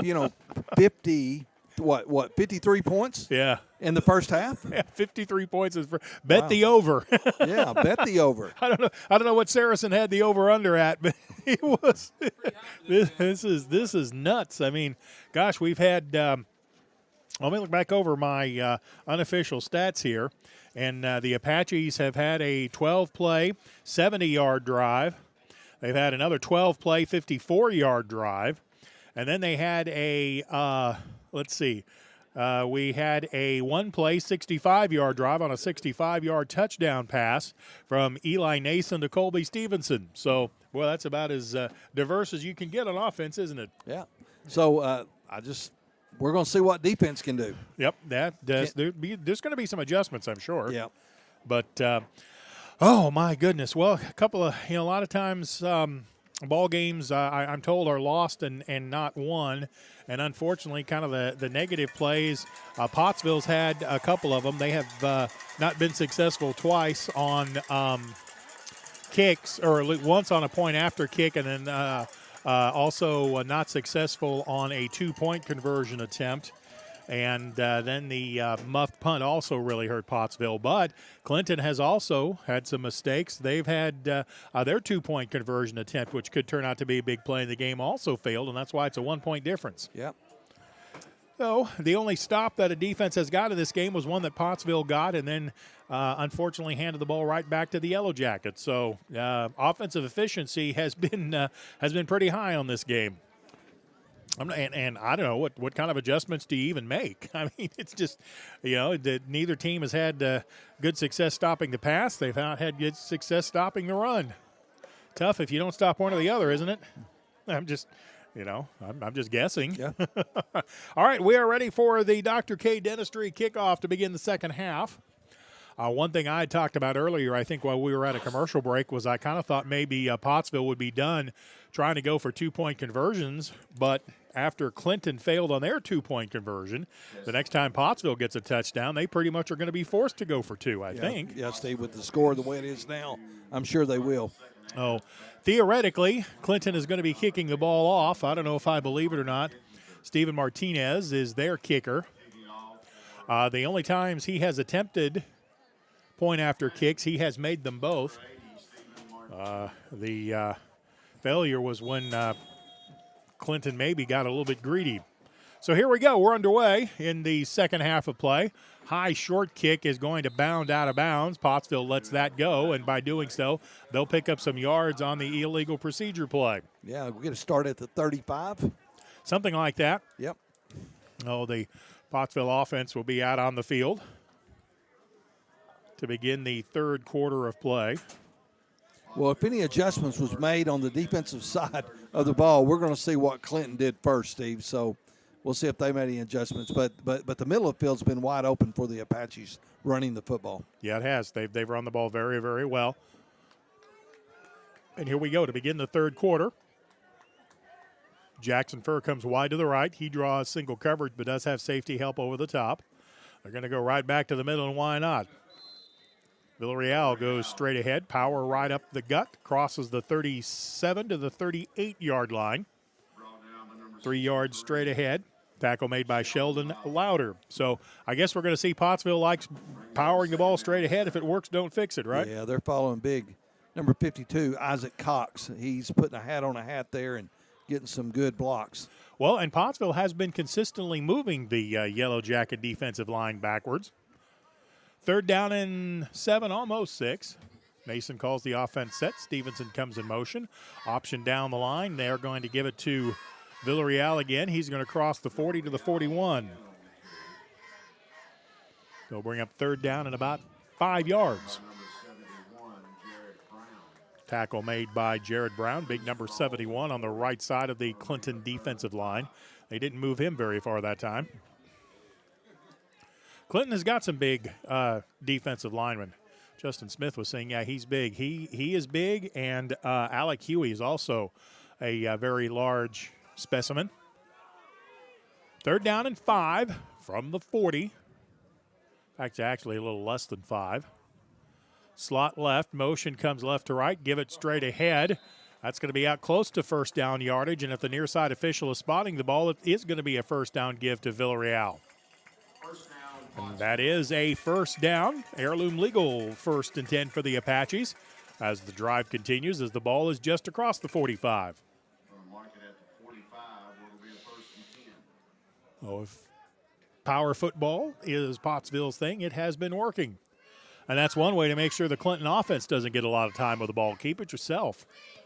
1st and 10 from the 45. Counter give is met in the backfield. Colby Stevenson had nowhere to go on that play. Yeah, he's going to lose about probably a yard, maybe 2. Yep.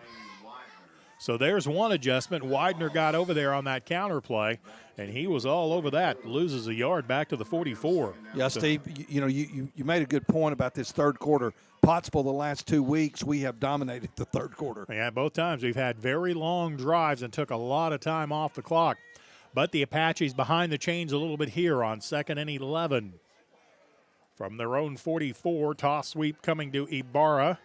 Cuts it back inside a block, gets to midfield, up the right sideline to the Jacket 45-yard line. Depending on where they mark him out of bounds, Nico Ibarra is going to be very close to first down yardage. Tackle is made in the secondary by Landon Rose, I should say. They're going to mark him just short of first down yardage. That ball got to the 45-yard line of the Jackets. You've got to get it across the 45 for the first down. Pickup was 10. He needed 11. Third down and a yard. I would imagine, yeah, it's not even a full yard. Justin's right. Justin Smith, our video producer. And it's going to be Nason keeping it, has the first down and then some as he fights his way to the 35-yard line. Eli Nason will pick up an heirloom legal 1st and 10 to the 35. He read that one perfectly, didn't he? Yeah, Steve, he did. Just followed that blocker that time and tapped that hip and said, hey, here we go. Tackle made by Dawson Burgess. But it's another heirloom legal 1st and 10 for the Apaches. 27-26, Clinton by 1. This is the initial drive of the third quarter. Pottsville has moved the ball from their own 35 to the Jacket 35. Have a 1st and 10 there. Nason on the keeper, coming to the short side of the field, turns it upfield at the 30, gets to the 29 before being driven back from the 29 by Clinton's Zane Widener and the Jackets' Dawson Burgess. But that's still a pickup of 6 for the Apaches. Burgess and Widener, Steve, they're two good-looking backs right there. I'm telling you, for Clinton. Well, Zane Widener already has a game on the offensive side of the ball where he has scored 6 touchdowns in a single game. Wow. I got to think somebody at the college level is looking at him. Mm-hmm. I don't know that, but he's got an explosive burst of speed, no doubt about that. 2nd and 4 Apaches, and we have a Yellow Jacket jumping out of the nest and into the neutral zone. Do you have any idea how long I've been waiting to use that? Oh, Steve, I'm telling you. Man, that stung me, brother. Football game and humor, too. Yeah, we're here till the end of the fourth quarter. That's right. Don't forget to tip your announcers. 5-yard mark-off against the Yellow Jackets will amount to another heirloom legal 1st and 10 for the Apaches. Colby Stevenson on the toss sweep. Gets some good blocking, turns it inside the blocking, gets inside the 15, spun down to the 13-yard line. And some tempers beginning to flare a little bit in this ball game. Yeah. A little bit of extracurricular activity after a pickup of 8 yards. Oh, yeah, number 2's about to get the flag thrown on him if he's not careful. Yes, he is. I believe that's Bryson Little. Yep. Yep. Colby Stevenson with a nice job coming up with that pitch. It was kind of behind him and a little bit short, and he still turned it into an 8-yard gain. We're now in the Mahan Appraisal red zone. Give it to Villarreal, has a hole right up the gut, crosses the 10, inside the 10. Villarreal over the left side will get down to the 6-yard line. Yeah, and there was I saw a flag fly in the middle of all that. Well, we'll see. Well, I guess if you're going to get penalized, if you're Clinton, you probably want it from here because half the distance to the goal would take it to what, the 3? Maybe. But that's going to be an heirloom legal 1st and 10. As the Apaches have once again moved the ball into the Mahan Appraisal red zone. The officials discussing. I see the flag there. It's just inside the 5-yard line, and the Yellow Jackets are backing up. And I think you're right. I think the officials maybe warned them one time, and they'd seen enough because that's been coming for a little while. Yep. Penalty mark-off is against the Jackets. Yeah, they're getting a little punchy down there. 1st and goal from the 3-yard line for the Apaches. 11th play of the drive coming. Now deep in the Mahan Appraisal red zone. 7:46 to go, quarter number 3. Well, the Apaches aren't going to use up the entire third quarter, but you're going to take up, well, every bit of 7 minutes on this drive. If you can get into the end zone, assume nothing. 1st and 10, 1st and goal to go. Penalty flag flies from the left, and that may be an illegal procedure call on Pottsville. I thought I might have seen an offensive lineman move. The far side linesman threw that just as the ball was snapped, so maybe someone was lined up in the neutral zone. But I think this may be coming back 5 yards. Yeah. Well, they're talking to Coach Dufresne on the far side. sideline warning. Oh. So no real penalty, just a sideline warning as the ball gets down to the 1 yard line. Villarreal got it to the 1. 2nd and goal from the 1. 27-26, Clinton by 1. Pottsville trying to retake the lead on the 2nd and goal from the 1. Eli Nason under center. Takes the snap, gives it to Villarreal. Did he get into the end zone? I believe he did. Touchdown, Pottsville. Bryson Villarreal with the Roy's Heating and Air touchdown for the Apaches from 1 yard out on the 12th play of the drive. Yeah, BV wearing number 7 found a TD. I'm telling you. Villarreal, Steve, man, you talking about a downhill runner. He's done it all year long, and just a great run right there for the Pottsville touchdown. And let's go for 2. Why don't you give it to Bryson Villarreal for the 2-point conversion? As I say, normally I would say, okay, let's just get back on track and kick it, but this is a big point differential here. This 2 points is important. Eli Nason under center. Villarreal is the back of the backfield, and the quarterback takes it into the end zone. Eli Nason faked the pitch, pulled it down, dove into the end zone, and the 2-point conversion is good, and that is a big 2 points. 7:25 left to go with the third. Your new score, Pottsville 34, Clinton 27. Back in 30 seconds on the Arkansas Sports Network. There comes a time in all of our lives when we need the help of legal services. Well, let Leah Jacobs at Heirloom Legal at 425 North Church Street in Atkins be your go-to when you are needing assistance. If you're needing a will or a trust, maybe you're helping an elder parent with Medicaid issues, or planning on opening a brand new business, maybe you have another legal need. Jacobs can help you plan your next step. That's Heirloom Legal, helping families build and protect their legacy through estate, elder, and business planning. Call 501-819-2553, and walk-ins are welcome. Goal construction replay coming on the touchdown. I'm not even sure how the 2-point conversion. I don't know how Eli Nason even saw that he had a hole. His back was kind of to the line of scrimmage, but he fell into the end zone. Low line drive kick is whistled dead immediately. That's probably going to be an offside on Pottsville on the run-up. Yeah. That's about all it could be, isn't it? Yep. My amazing football mind, a legal procedure call on Pottsville. So back it up 5 yards and replay the down. So it'll be interesting to see what kind of adjustments that the Apache defense has made, as the Yellow Jackets are ready to get back out onto the field. Pottsville didn't quite use up 8 minutes of the third quarter, but took it all the way down to 7:25. Well, Sanchez will back it up 5 yards. Maybe a low line drive kick coming from here. Well, he's going to kick it out of bounds on the near side. That's going to hurt. So 2 penalties in a row on the Apaches, both hurt. One for an offside on the run-up, the other on the kick out of bounds. So where do you place this at, Steve? Well, I think you have an option of marking it off from where the ball went out of bounds. So it went out of bounds at the 37, so you'd put it out to the 42-yard line. I think you can take it at the 35 or mark it off 5 yards from where it went out of bounds. In this case, Clinton picks up yards by doing that. Absolutely. Still, 1st and 10 Jackets at their own 42-yard line. Their quarterback, who's played a good game tonight, is Job Chalk. He leads the offense to the line of scrimmage. His favorite target, Brody Emberton, lines up wide to the left. First down play is going to be a give right up the middle, and Pottsville's kind of waiting on that one. Oh, what a body slam of a tackle by the Apaches. The ball carrier was Venable. Yeah, that was Moats. Alex Moats with a nice body slam of a tackle. Hey, that's a wrestling move right there. Yeah, actually not a body slam. That's not right. That would be what, a reverse salto, I think is what that's called. Yeah, belly to back suplex. Suplex is. What was that announcer's name? Gordon Soley. Pick up his 3. 2nd down and 7. The motion man is Widener. Watch out for him. They're looking for him on the right side. Pass is incomplete. No, is it intercepted? Nope. Almost intercepted. Yeah.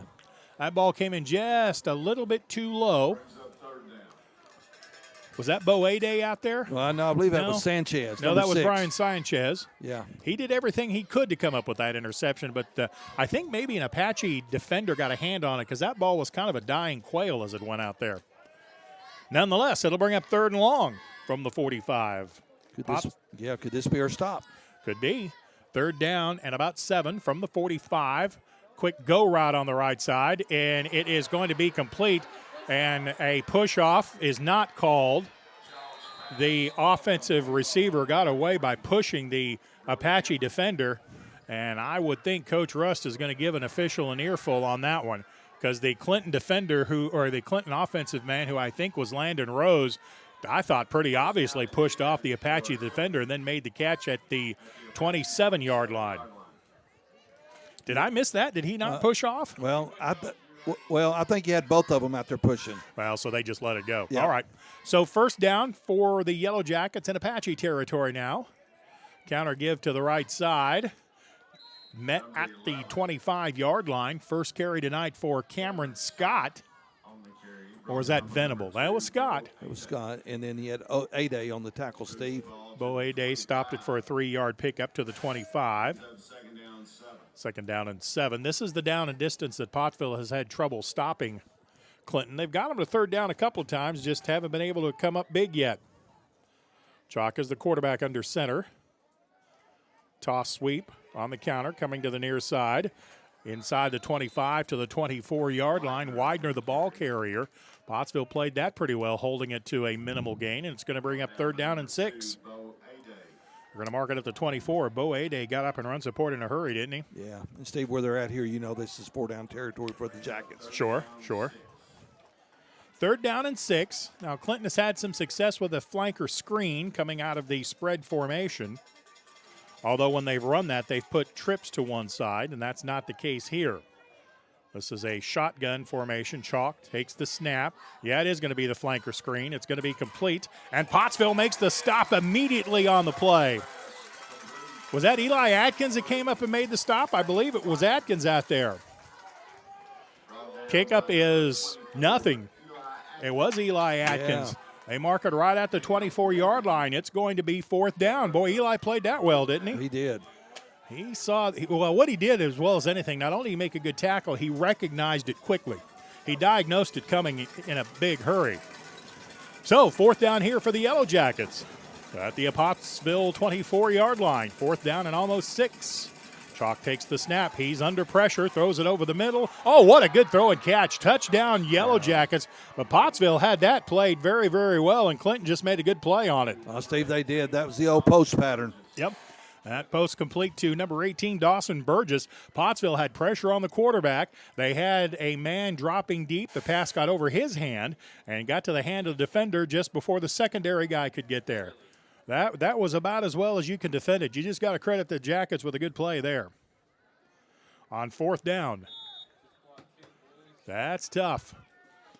34-33, point after kick for the tie. I don't think this is good. I think he missed it. Yeah. And we may have got a hand on that one.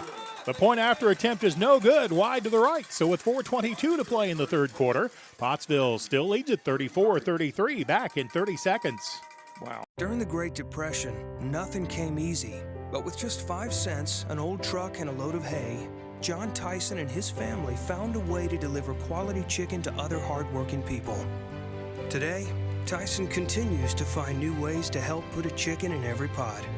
Because people deserve farm-raised chicken of the highest quality. At Tyson, we remain committed to this simple promise: to always keep it real, to always keep it Tyson. Getting ready for the Dr. K Dentistry kickoff after a beautiful touchdown throw and catch by Clinton. That's as good a play as we have seen. The quarterback, Job Chalk, had very little margin for error on that, and he put it right on his receiver's hands. He threw it where he avoided 2 defenders who were in good positions to make plays on the ball, and he got rid of it just before he got hit by an Apache blitz. So credit Job Chalk with a great throw there. Nice catch by Dawson Burgess. So the Apaches back deep to receive the kick. A low line drive kick bounces very high, and the ball is loose. They got it. And I think Clinton's going to come up with it. Pottsville had a man there who could have fielded the ball, and he got wiped out. Probably should have called a fair catch there, because it looked like the Apache man who was trying to catch the football just absolutely got erased by Clinton. Now the officials are discussing something. And that's what Justin Smith asked, hey, did that ball go 10 yards? And that's what Coach Russ is asking the officials. Did it go 10 yards before it was touched by Clinton? Well, Pottsville touched it first, though, so that takes away that possibility. So the onside kick by the Jackets as they get it at the Pottsville 45-yard line. And the official says, let's play. Quarterback Chalk takes the snap, gives it to the fullback, Venable. He crosses the line of scrimmage, gets to the 44, and then is met at the 43-yard line. On the onside kick, the Pottsville defender was not given a chance to field that ball, but I don't think up there, I don't know what the rule is on that. I really don't. Now, if he'd have called for a fair catch, then you would have had fair catch interference. Apache defense has got to get a stop here. They have the lead by 1, 34 to 33. Play clock expired just as Clinton called timeout. So timeout on the field with 3:43 to go in the third quarter. 34-33, the Yellow Jackets by 1. Back in 30 seconds on the Arkansas Sports Network. Hey, Brett. You made it. Yeah. Hey, Mole receivers, Mark and Antonio, they want to hear more about favorites. Oh, right. Well, with Farm Bureau favorites, you get a great auto quote, plus local agents and fast, friendly claims. Nice. Hey. Should we warn them? Oh, that's broken. Get great auto rates and local agents at favrates.com from Farm Bureau Insurance. Sorry. Totally worth it. Had a chance to talk with our rules expert, Matt Lee, and Matt confirms that I was, in fact, correct on that play. Without a fair catch there, it's legal to go down there and hit the guy because it's just like you're blocking him. You know, it's just like it's contact on a return, and that's what made that play legal. That plus the fact that the Pottsville receiver did touch the ball before it went 10 yards. Once the receiving team touches it, it's a free ball. It's open to anybody. So the Yellow Jackets kind of make their own break there. They have a 2nd down and 7 from the 42 of the Apaches. Chalk on the toss sweep coming to the near side. The Apaches have an angle. Get at the 38-yard line. Widener, the ball carrier. Nice job pursuing it down the line by Tyler Davis. Ball was right at the 35-yard line. I think that's going to be a 1st and 10 from where they spotted it. Pottsville did a nice job of stringing that out, but Zane Widener just a little faster. Well, Steve, that Widener kid, I'm just telling you, man, he is next level. That is a 1st and 10 at the 35 of the Apaches. Pottsville with a 1-point lead, 34-33. 3:36 left to go in the third.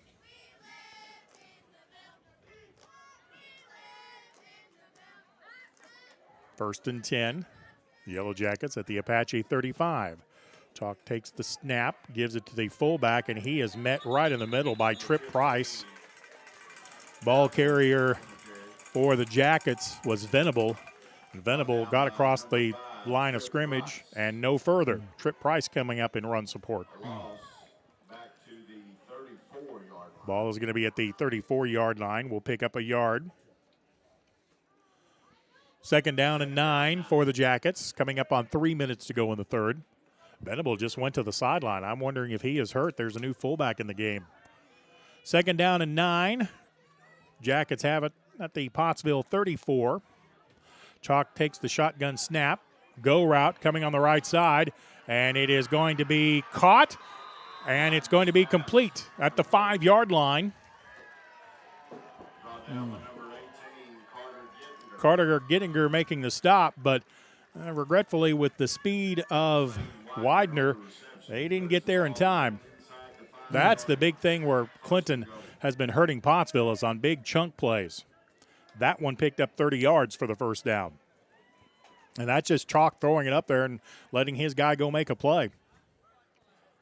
1st and goal to go from the 5. Chalk under center, takes the snap, gives it to the fullback, and down to the 2, to the 1, and into the end zone. That is going to be a touchdown for the Yellow Jackets. And here comes Clinton. Touchdown by Landon Rose from 1 yard out. So Clinton, Pottsville with a muff punt and then messed up a kick return and has given the Yellow Jackets 2 extra possessions, and they have scored on both of them. Yellow Jackets, I think, are going to go for 2 here to make it a 7-point difference.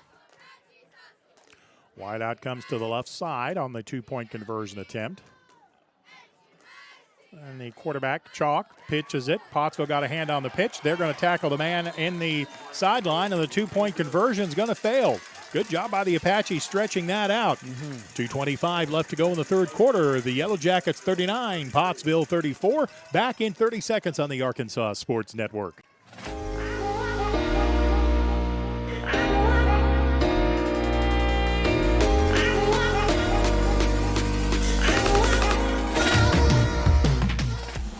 Let's go, Dr. K, let's go. Braces are Invisalign, let's go. Let's go, Dr. K, let's go. Trust her as your ortho, let's go. Let's go, Dr. K, let's go. So the Yellow Jackets have reclaimed the lead, 39-34. The Apaches come up big on the 2-point conversion stop. That could end up hurting the Jackets before it's all said and done. Carter Gittinger and Tyler Davis back deep to receive the kick if Clinton does kick it. They were successful on the last onside kick attempt. I suspect another one's coming here. In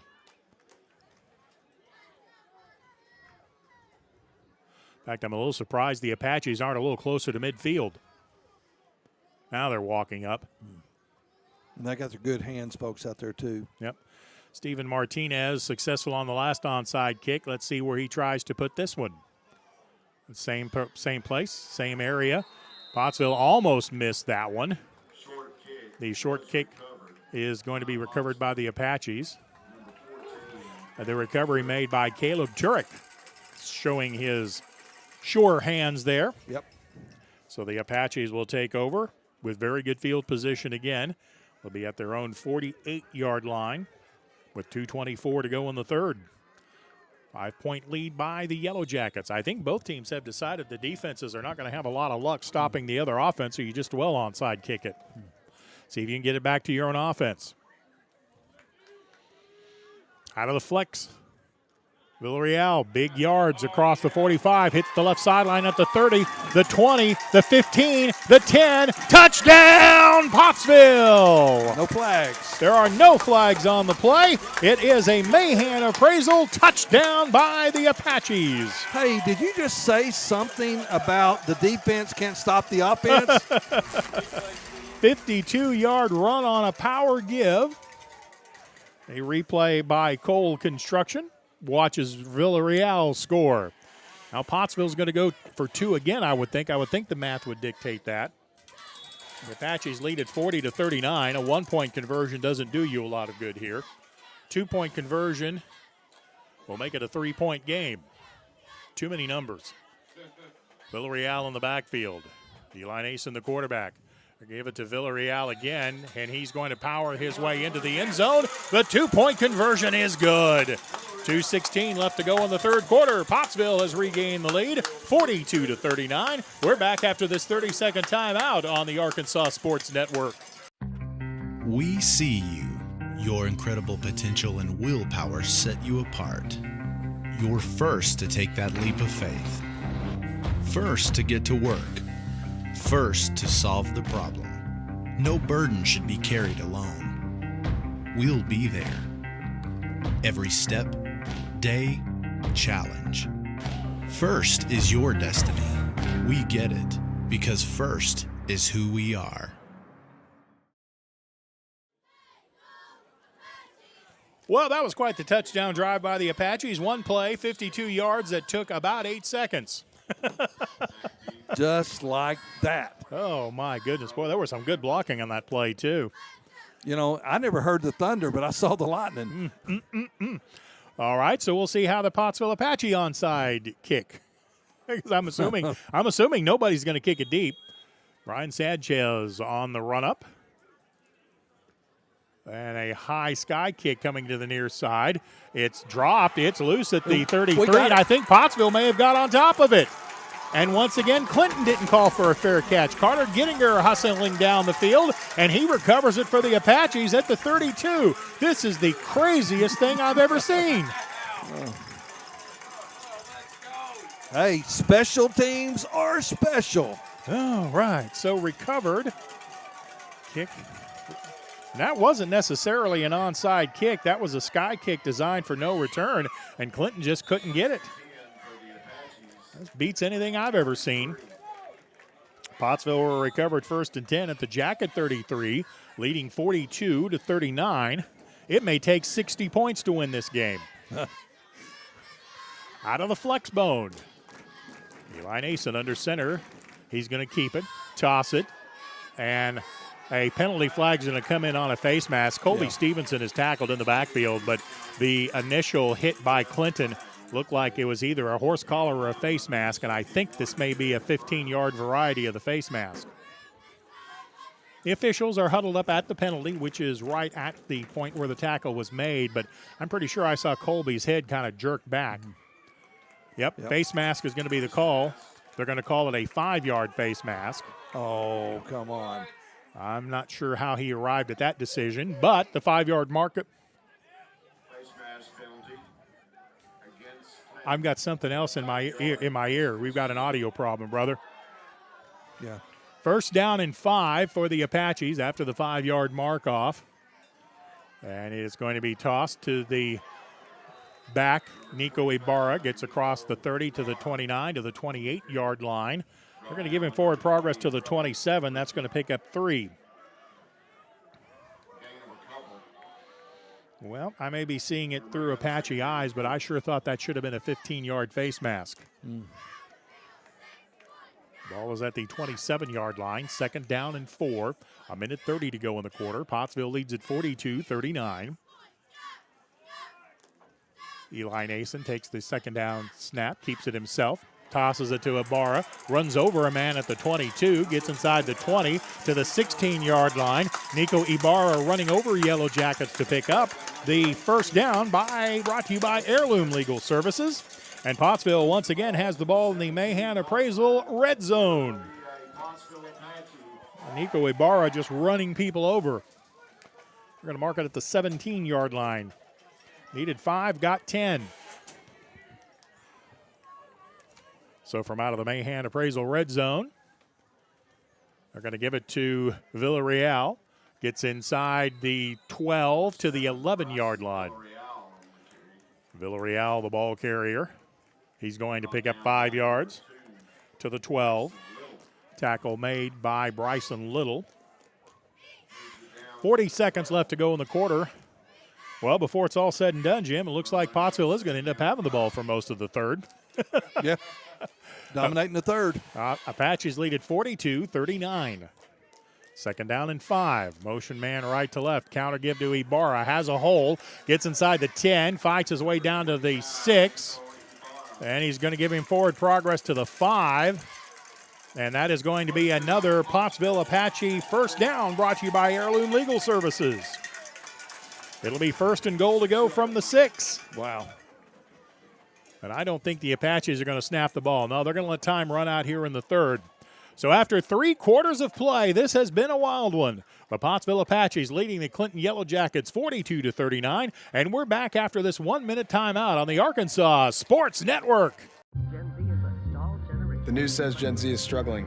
I've got news for them. I wait tables, but last week I built a field hospital. I put out a forest fire. I stopped 1,000 attackers.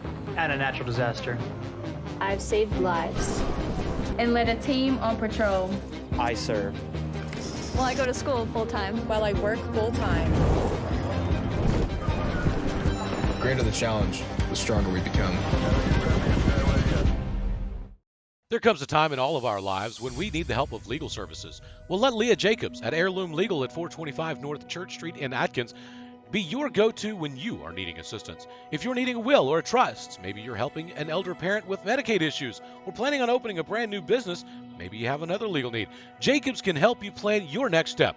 That's Heirloom Legal, helping families build and protect their legacy through estate, elder, and business planning. Call 501-819-2553, and walk-ins are welcome. You know, I've been doing this a long time now, and I've probably seen a crazier game, but I don't remember when. Start of the fourth quarter, Pottsville leading Clinton 42-39.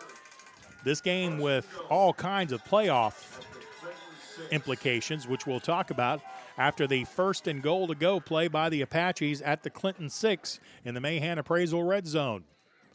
Give it to Villarreal. Why not? He fights his way inside the 5 to the 4. May have got to the 3-yard line. Pickup of 3. Bryson Little will be credited with the tackle. So the playoff implications, I think the winner of this game all but seals up finishing second in the 4-4A, which would host a game at least in the first round. Second and goal to go from the 2. Penalty flags fly on the snap. Penalty is offside on the Yellow Jackets, so we'll move it from the 3 to the 1.5. See how I did that math? It's pretty. Hey, Steve, I'm impressed. I would think so. Yep. Mr. Mullins, my calculus professor at Arkansas Tech, I'm sure would be impressed by that. Let's have a second and goal to go from inside the 2 for Pottsville. Apaches already lead at 42-39, looking for more. Mason takes the snap. Villarreal over the left side. Touchdown, Pottsville! And a penalty flag flies in after. Tempers are flaring tonight. Yeah, Steve, they are. And I guarantee you, well, of course, these kids, they know it's playoff. Yeah, they know what this means. Yeah, absolutely. But you got to be a good sportsman. Roy's heating an air touchdown for the Apaches. I'm not even going to speculate who the flag is on. Yeah, it might be on both sides. I'd say it could be my favorite call, offsetting penalties. But it's going to be a post-possession foul, I would think. I mean, wouldn't the touchdown count? The officials are still visiting. I haven't seen anybody signal touchdown yet. Okay, Mr. Whitehat, call something. We got the ball in the end zone. Well, I mean, they called touchdown, but the flags flew after the fact. I think it was after the celebration a little bit. And it could be a celebration foul on the Apaches. That's true. Although, okay, guys.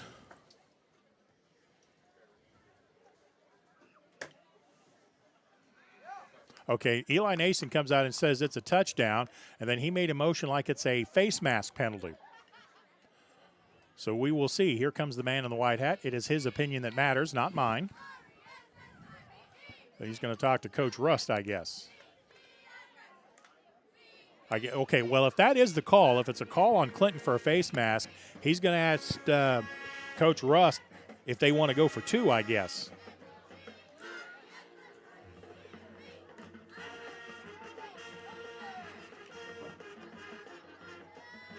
Coach Rust isn't happy about something. Face mask the call on Clinton. They're going to decline the penalty, so the touchdown will stand. Okay, that makes sense now. Yeah.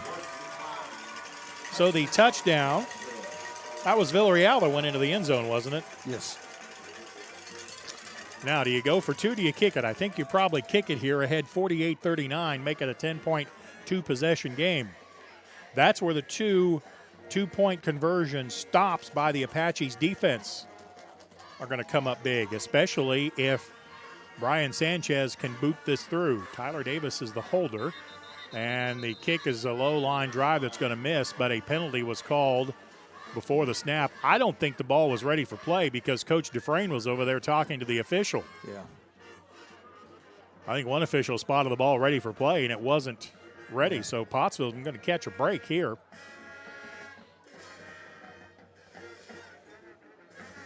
I don't know what's happening here. I guess Pottsville's going to get a chance to re-kick. Yeah, that's what it was. The ball wasn't really ready for play. It's not ready until the white hat says it is. This time the kick is on the way, and this one is no good. Well, which way did he miss it? Okay, well, the officials say no good. It's 11:12 left to go in the game. 48-39, Pottsville with the lead. We're back in 30 seconds on the Arkansas Sports Network.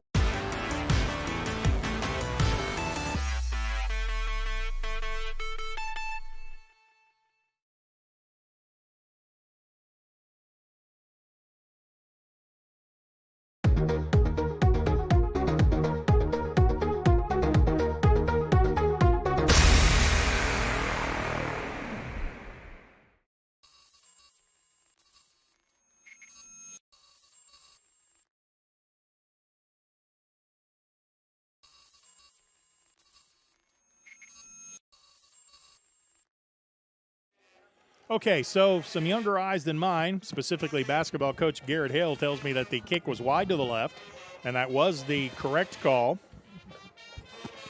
So the point after is no good. The lead is 9. That's still a 2-possession game.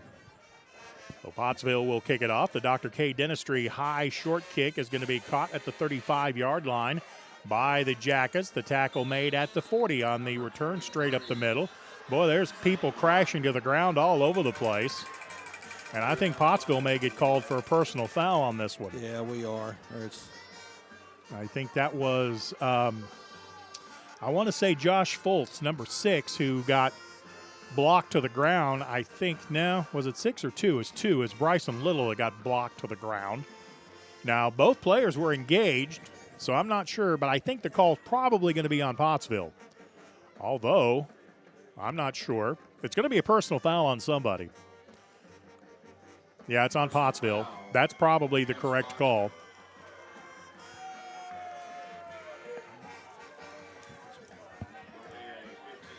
The 15-yard mark-off is going to aid the Yellow Jacket offense. Boy, you hate to see that play there. That's going to move the ball to the 44-yard line of the Apaches. That's where Clinton is going to take over. 1st and 10 with 11:07 left to go in the game. Pottsville leads at 48-39.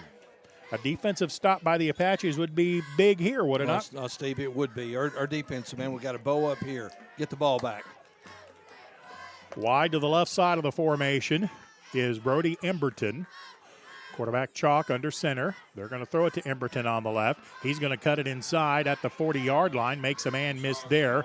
Gets ahead to the 35-yard line, and that's going to be close to first down yardage. Emberton a little bit slow getting up, but now he's getting in motion. By the way, Bryson Little was in at the wing that time instead of Zane Widener, but I see they bring Widener back in now. Ball is at the 35. 2nd and a yard. Watch for a shot play here.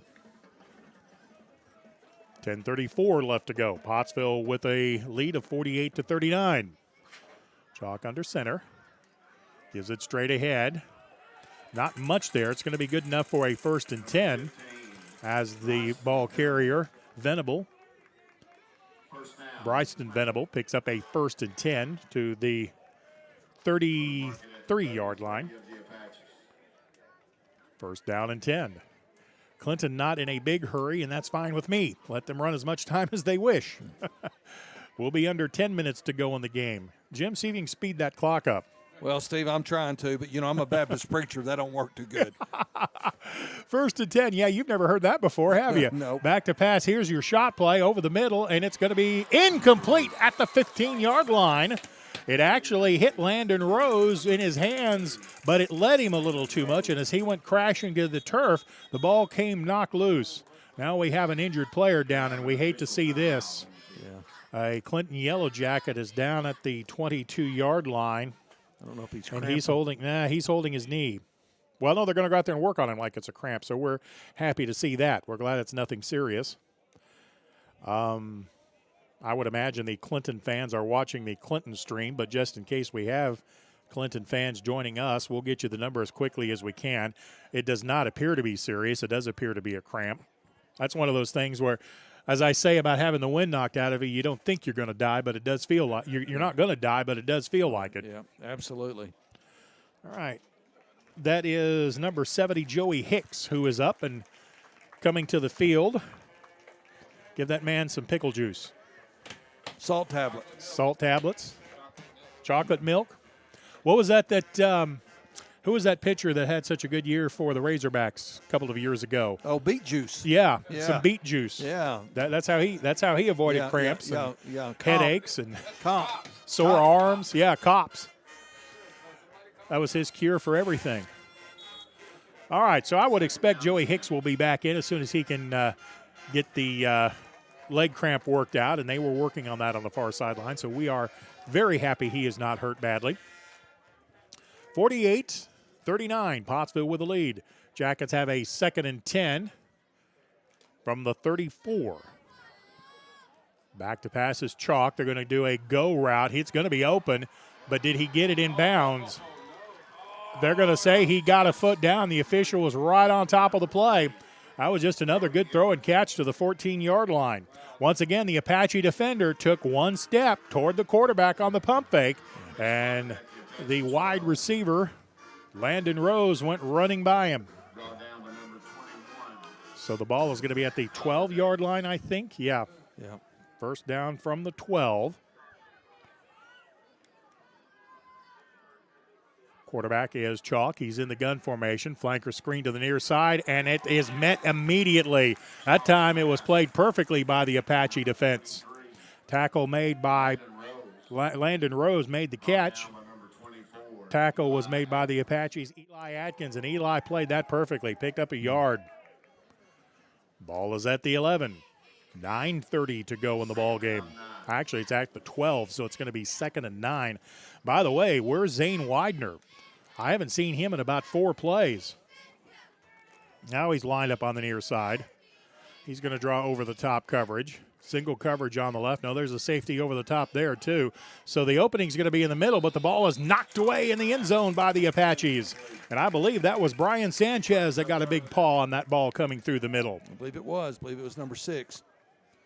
Good play by Sanchez, getting a nice drop from his linebacker spot and doing what he's supposed to do, clog up the middle.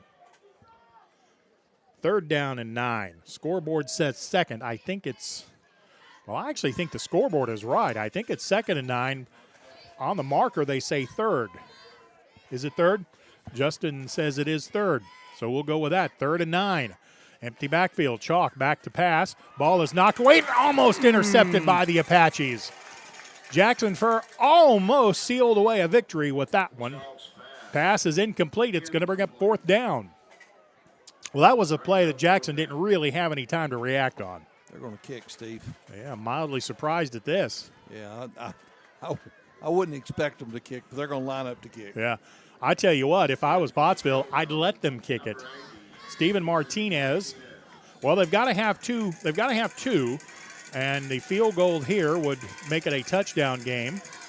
Martinez is the left-footed kicker. High snap. Kick is on the way. This is going to be no good. I think Pottsville got a hand on it. I think for the 3rd game in a row, I believe that was Tripp Price that got in there and got a hand on it. That's going to be the 3rd game in a row. The Pottsville special teams have blocked a kick. Yeah, number 5. Tripp Price with the block. Because that kick came out of there with way to the left and nothing on it. And that's not Martinez. I watched him a lot in warm-ups. He's got a strong leg.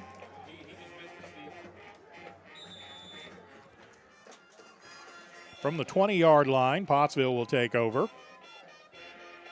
Well, now your ball control offense can run a lot of time off the clock. Pottsville leads it by 9, 48-39.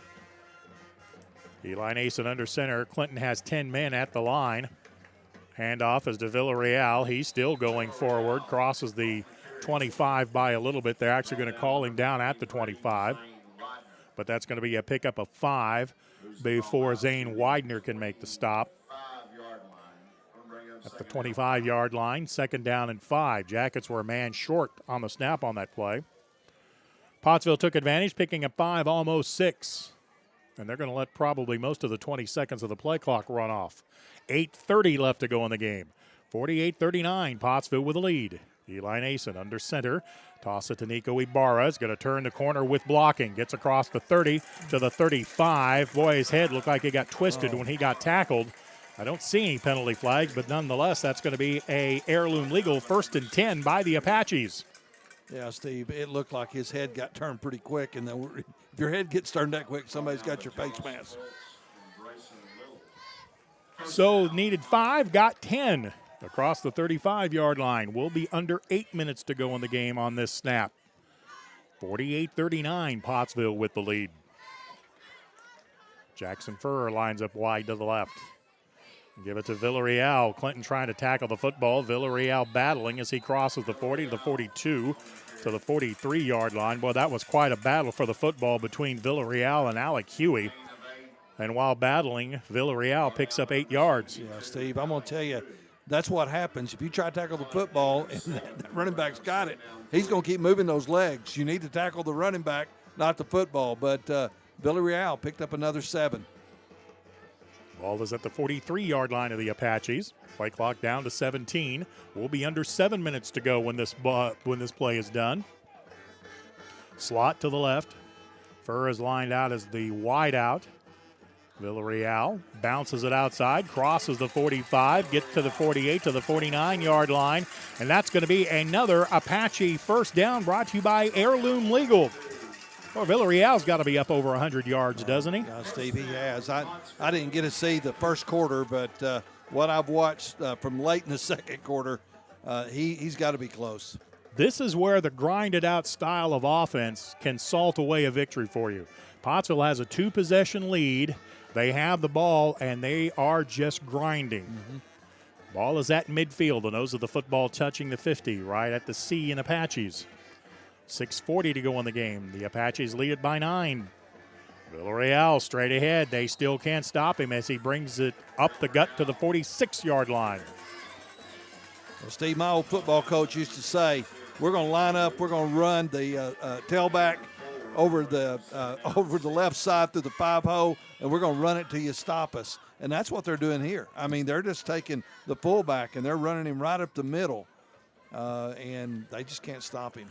Getting in there behind Isaac Cox and the big men in the middle of the field. 2nd down and 6 after a pickup of 4. That's going to cost Pottsville 5 yards. That's the one thing you don't want to do. Colby Stevenson and Nico Ibarra both came in motion at the same time, and then the ball was snapped. You can have one of those guys in motion, but if they both, and you can have both in motion, but you got to come back and you got to get set. So that mark off of 5 yards will move the ball back to the 49-yard line on the Apache side of the field.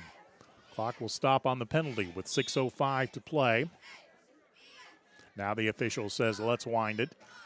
48-39, Pottsville with the lead. 5:57 to go in the ball game. 2nd down and 12 for the Apaches. Ibarra goes in motion. They give it to Villarreal. He's going to cross the 46 to the 45, maybe got to the 44-yard line on the quick hitting power play. Well, they're going to mark it at the 45. It's going to be 2nd and 5. Ball is again on the Clinton side of the field. We'll be under 5:30 left to go. 3rd down and 5. Did I say 2nd? I probably did, and I apologize. It's 3rd down. Well, Steve, I think they had the marker over there on the far side that we're looking at. They forgot to change the marker. We'll be under 5 minutes to go in the game after this play. Ibarra comes in motion. They give it to Villarreal. He has first down yardage to the 39-yard line, right up the middle for another Heirloom Legal 1st and 10.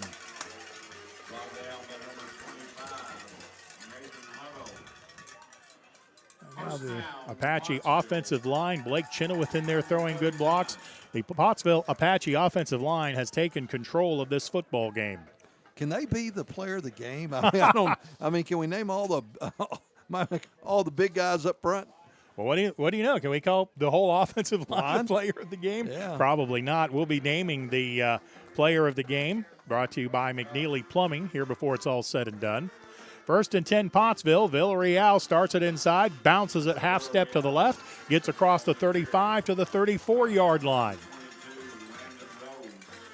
Tackle made by Rhodes, I believe, for the Jackets. Ball is at the 34-yard line, but again, 5 yards. Pottsville with a 48-39 lead.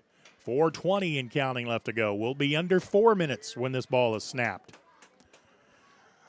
Jackson Furr goes wide to the right.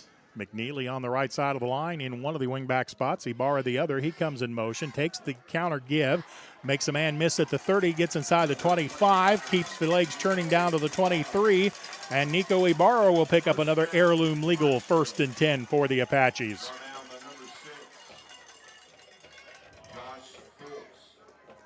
At the 23-yard line, another heirloom legal 1st and 10 for the Apaches. Pottsville with a 9-point, 48-39 lead.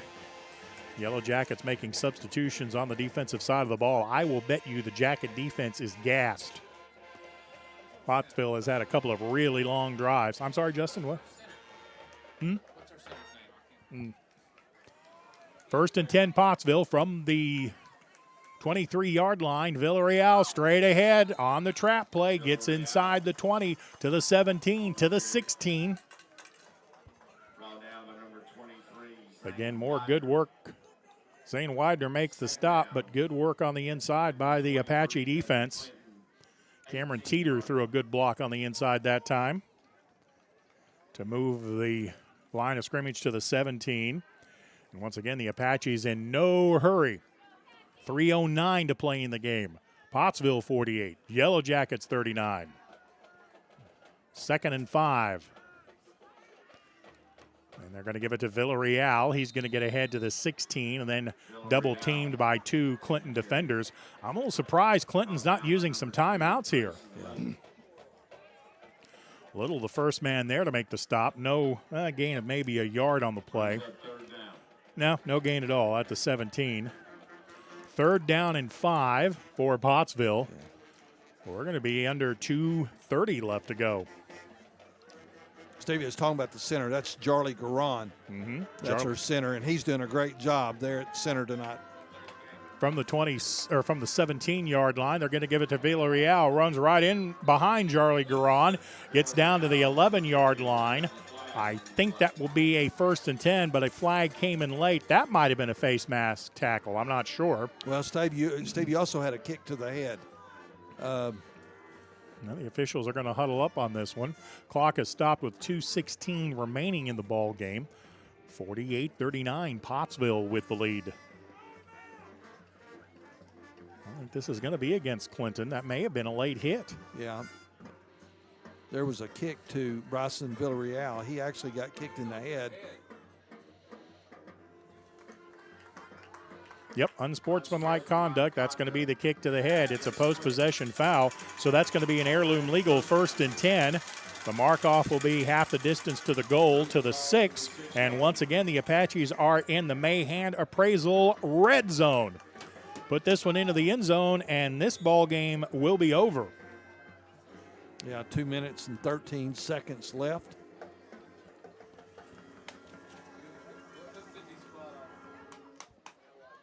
So 1st and goal to go for the Apaches. And Jarly Garon leads the offense to the line of scrimmage. Ibarra comes in motion. Give it to Villarreal. To the 2, to the 1. Touchdown, Pottsville! Roy's heating in air with another Bryson Villarreal touchdown. And that may do it.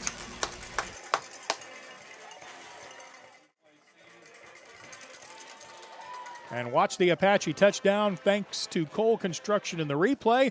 Villarreal behind good blocking on the left side takes it into the end zone for the score. 54-39, Pottsville with the lead. 1:52 to go in this one. Looks like the Apaches will go for 2. I'm not sure it matters.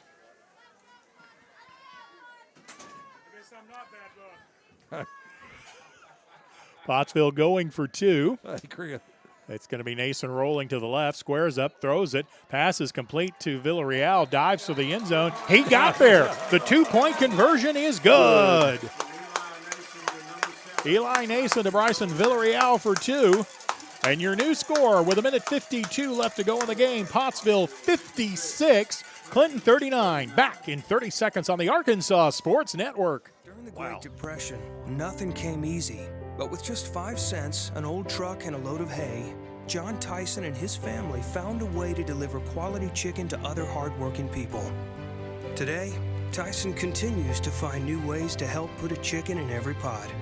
Because people deserve farm-raised chicken of the highest quality. At Tyson, we remain committed to this simple promise: to always keep it real, to always keep it Tyson.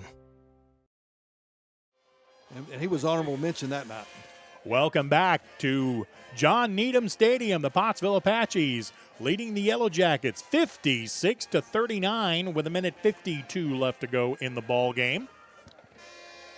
We do need to name the McNeely Plumbing Player of the Game, which we will do in just a few minutes, and I think it's going to surprise you a little bit. Sanchez's high kick is fair caught at the 36-yard line by the Yellow Jackets. So now what you want to do here, if you're the Apache defense, is not give up a lot of big plays. No big plays here, Steve. Give up plays if you wish, but make them run time. The Jackets have 2 timeouts left with 1:51 to go in the contest. I want a little more time to come off the clock before we name the player of the game. And I think we're going to have a timeout here called by the Apache defense. Well, I tell you what, you think this is enough of a difference in the lead? Do you think Pottsville will hang on to this? Yes, I think so. 56-39, 1:51 to go in the ball game. Our McNeely Plumbing Player of the Game is the center for the Apaches, Charlie Garon. Charlie Garon will win Player of the Game honors. Why? I mean, I know Pottsville has running back with lots of touchdowns because of the blocking of the entire offensive line, but especially that power play right up the middle, right behind Charlie Garon. So yeah. He is our McNeely Plumbing Player of the Game. Hey, the center is the guy who touches the ball first. That's true. And if he don't have a good exchange with the QB, none of that can happen. And so not only are you snapping the ball, you got to have a hat on the big guy, the big nose guard in front of you. You got to have a big hat on him. And for us to execute with all the yards rushing tonight, hey, hats off to big Charlie Garon. Pottsville with a 56-39 lead. Quarterback Chalk back to pass. Throws it up to the left side. The Apaches with a good job in the secondary, knocking the ball away. It is incomplete. Apache player down on the play. He's up now. That was Carter Gittinger who was in coverage. Knocked the ball away. 2nd down and 10 from the 37-yard line. So congratulations to our McNeely Plumbing Player of the Game, Charlie Garon. Nice job by the Apaches on the Dr. K Dentistry kickoff. Make sure Clinton does not get a big return. 2nd down and 10 for the Jackets. They are at their own 37. Pottsville leads at 56-39. Screen pass is going to fall incomplete. The official whistles it dead immediately. Good call by the near side official. That pass intended for Brody Emberton falls incomplete, and the official blew it dead immediately as about 4 Apaches were closing on what they would hope was going to be a lateral. So that stops the clock. I think, as much as anything, Pottsville's physicality has kind of worn Clinton down a little bit. Suddenly these passes aren't quite as crisp. So 3rd down and 10, 56-39, Pottsville with the lead. 1:43 to go in the game. Job Chalk is going to snap it from the gun. He's going to send a go route up the near side, and that's going to be incomplete at the 38-yard line.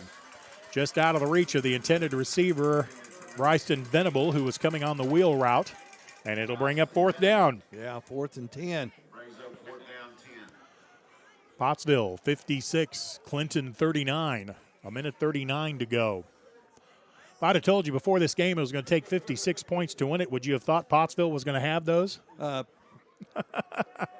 not answering that, but I'm glad we have 56 points, Steve. What a night.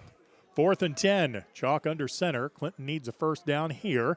Chalk back to pass, under pressure, gets the throw away, and it is going to be almost intercepted in the secondary.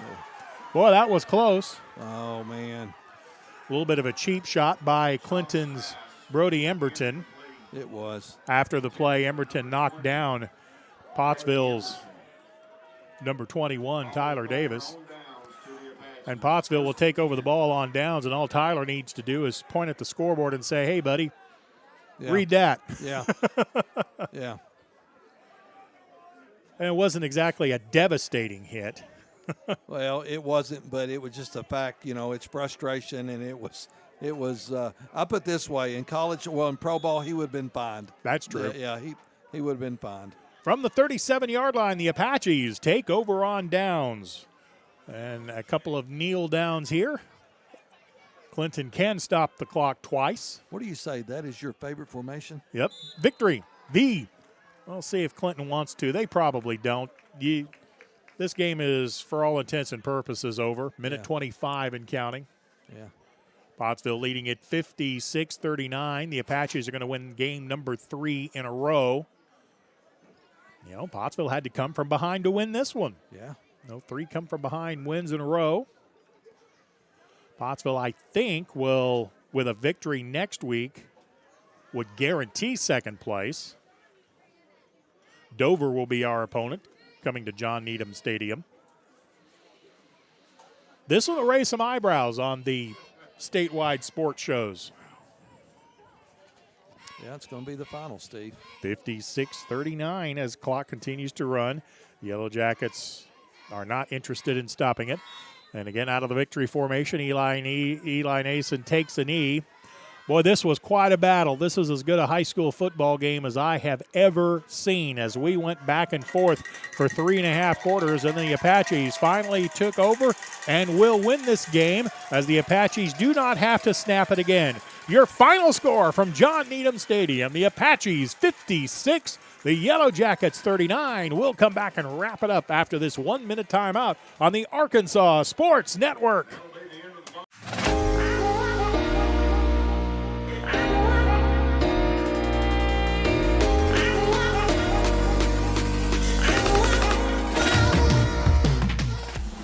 Let's go, Dr. K, let's go. Braces are Invisalign, let's go. Let's go, Dr. K, let's go. Trust her as your ortho, let's go. Let's go, Dr. K, let's go. We see you. Your incredible potential and willpower set you apart. You're first to take that leap of faith. First to get to work. First to solve the problem. No burden should be carried alone. We'll be there. Every step, day, challenge. First is your destiny. We get it because first is who we are. I can tell you right now, neither team has anything left to give. Both teams taking a knee out on the field as the Pottsville Apaches celebrate a 56-39 win over the Clinton Yellow Jackets, and with the win, will move into second place. Both the Yellow Jackets and Apaches will have 2 losses, but the Apaches will have the head-to-head tiebreaker, so the Apaches are sitting in second place, and Pottsville just kept pounding the ball right up the middle. Great game tonight by Bryson Villarreal. He had multiple touchdowns, a long touchdown throw and catch to Colby Stevenson. But our player of the game, brought to you by McNeely Plumbing, is Charlie Garon, because he did such a great job opening up those holes that Villarreal ran in behind. Oh, Steve, he did, and hats off to Charlie, and hats off to all that offensive line, Isaac Cox, all those guys. Chenoweth, man, hats off to y'all guys, man. Listen, if the hamburger stand was still open, Steve, we would have to buy all these guys a hamburger tonight, man, because they have earned it. I got to tell you, that was Charlie Garon being the player of the game. That was Justin Smith's idea, our video producer. We appreciate the work he did. We appreciate the fine work by camera girl, Madeline Boyd. Brother Jim, thank you. We appreciate you coming over and having a good one with us tonight. Well, listen, Steve, I hate it. I just hate that I was late, but, sometimes the pastor, when you got wedding rehearsals and weddings on Saturdays, and it kind of can interfere. Of course, I told them, I said, man, you need to think about bye weeks. They said they did. Arkansas's not playing. So that's why they're doing their wedding. So anyway. So we'll close the season next Friday night to close the regular season here. I think this victory assures the Apaches of a playoff berth. So we'll close the regular season here next Friday night against the Dover Pirates. Again, the final score, Pottsville 56, the Yellow Jackets 39. I'm Stephen Glenn. Thanks for your time this time. Till next time, so long, everybody.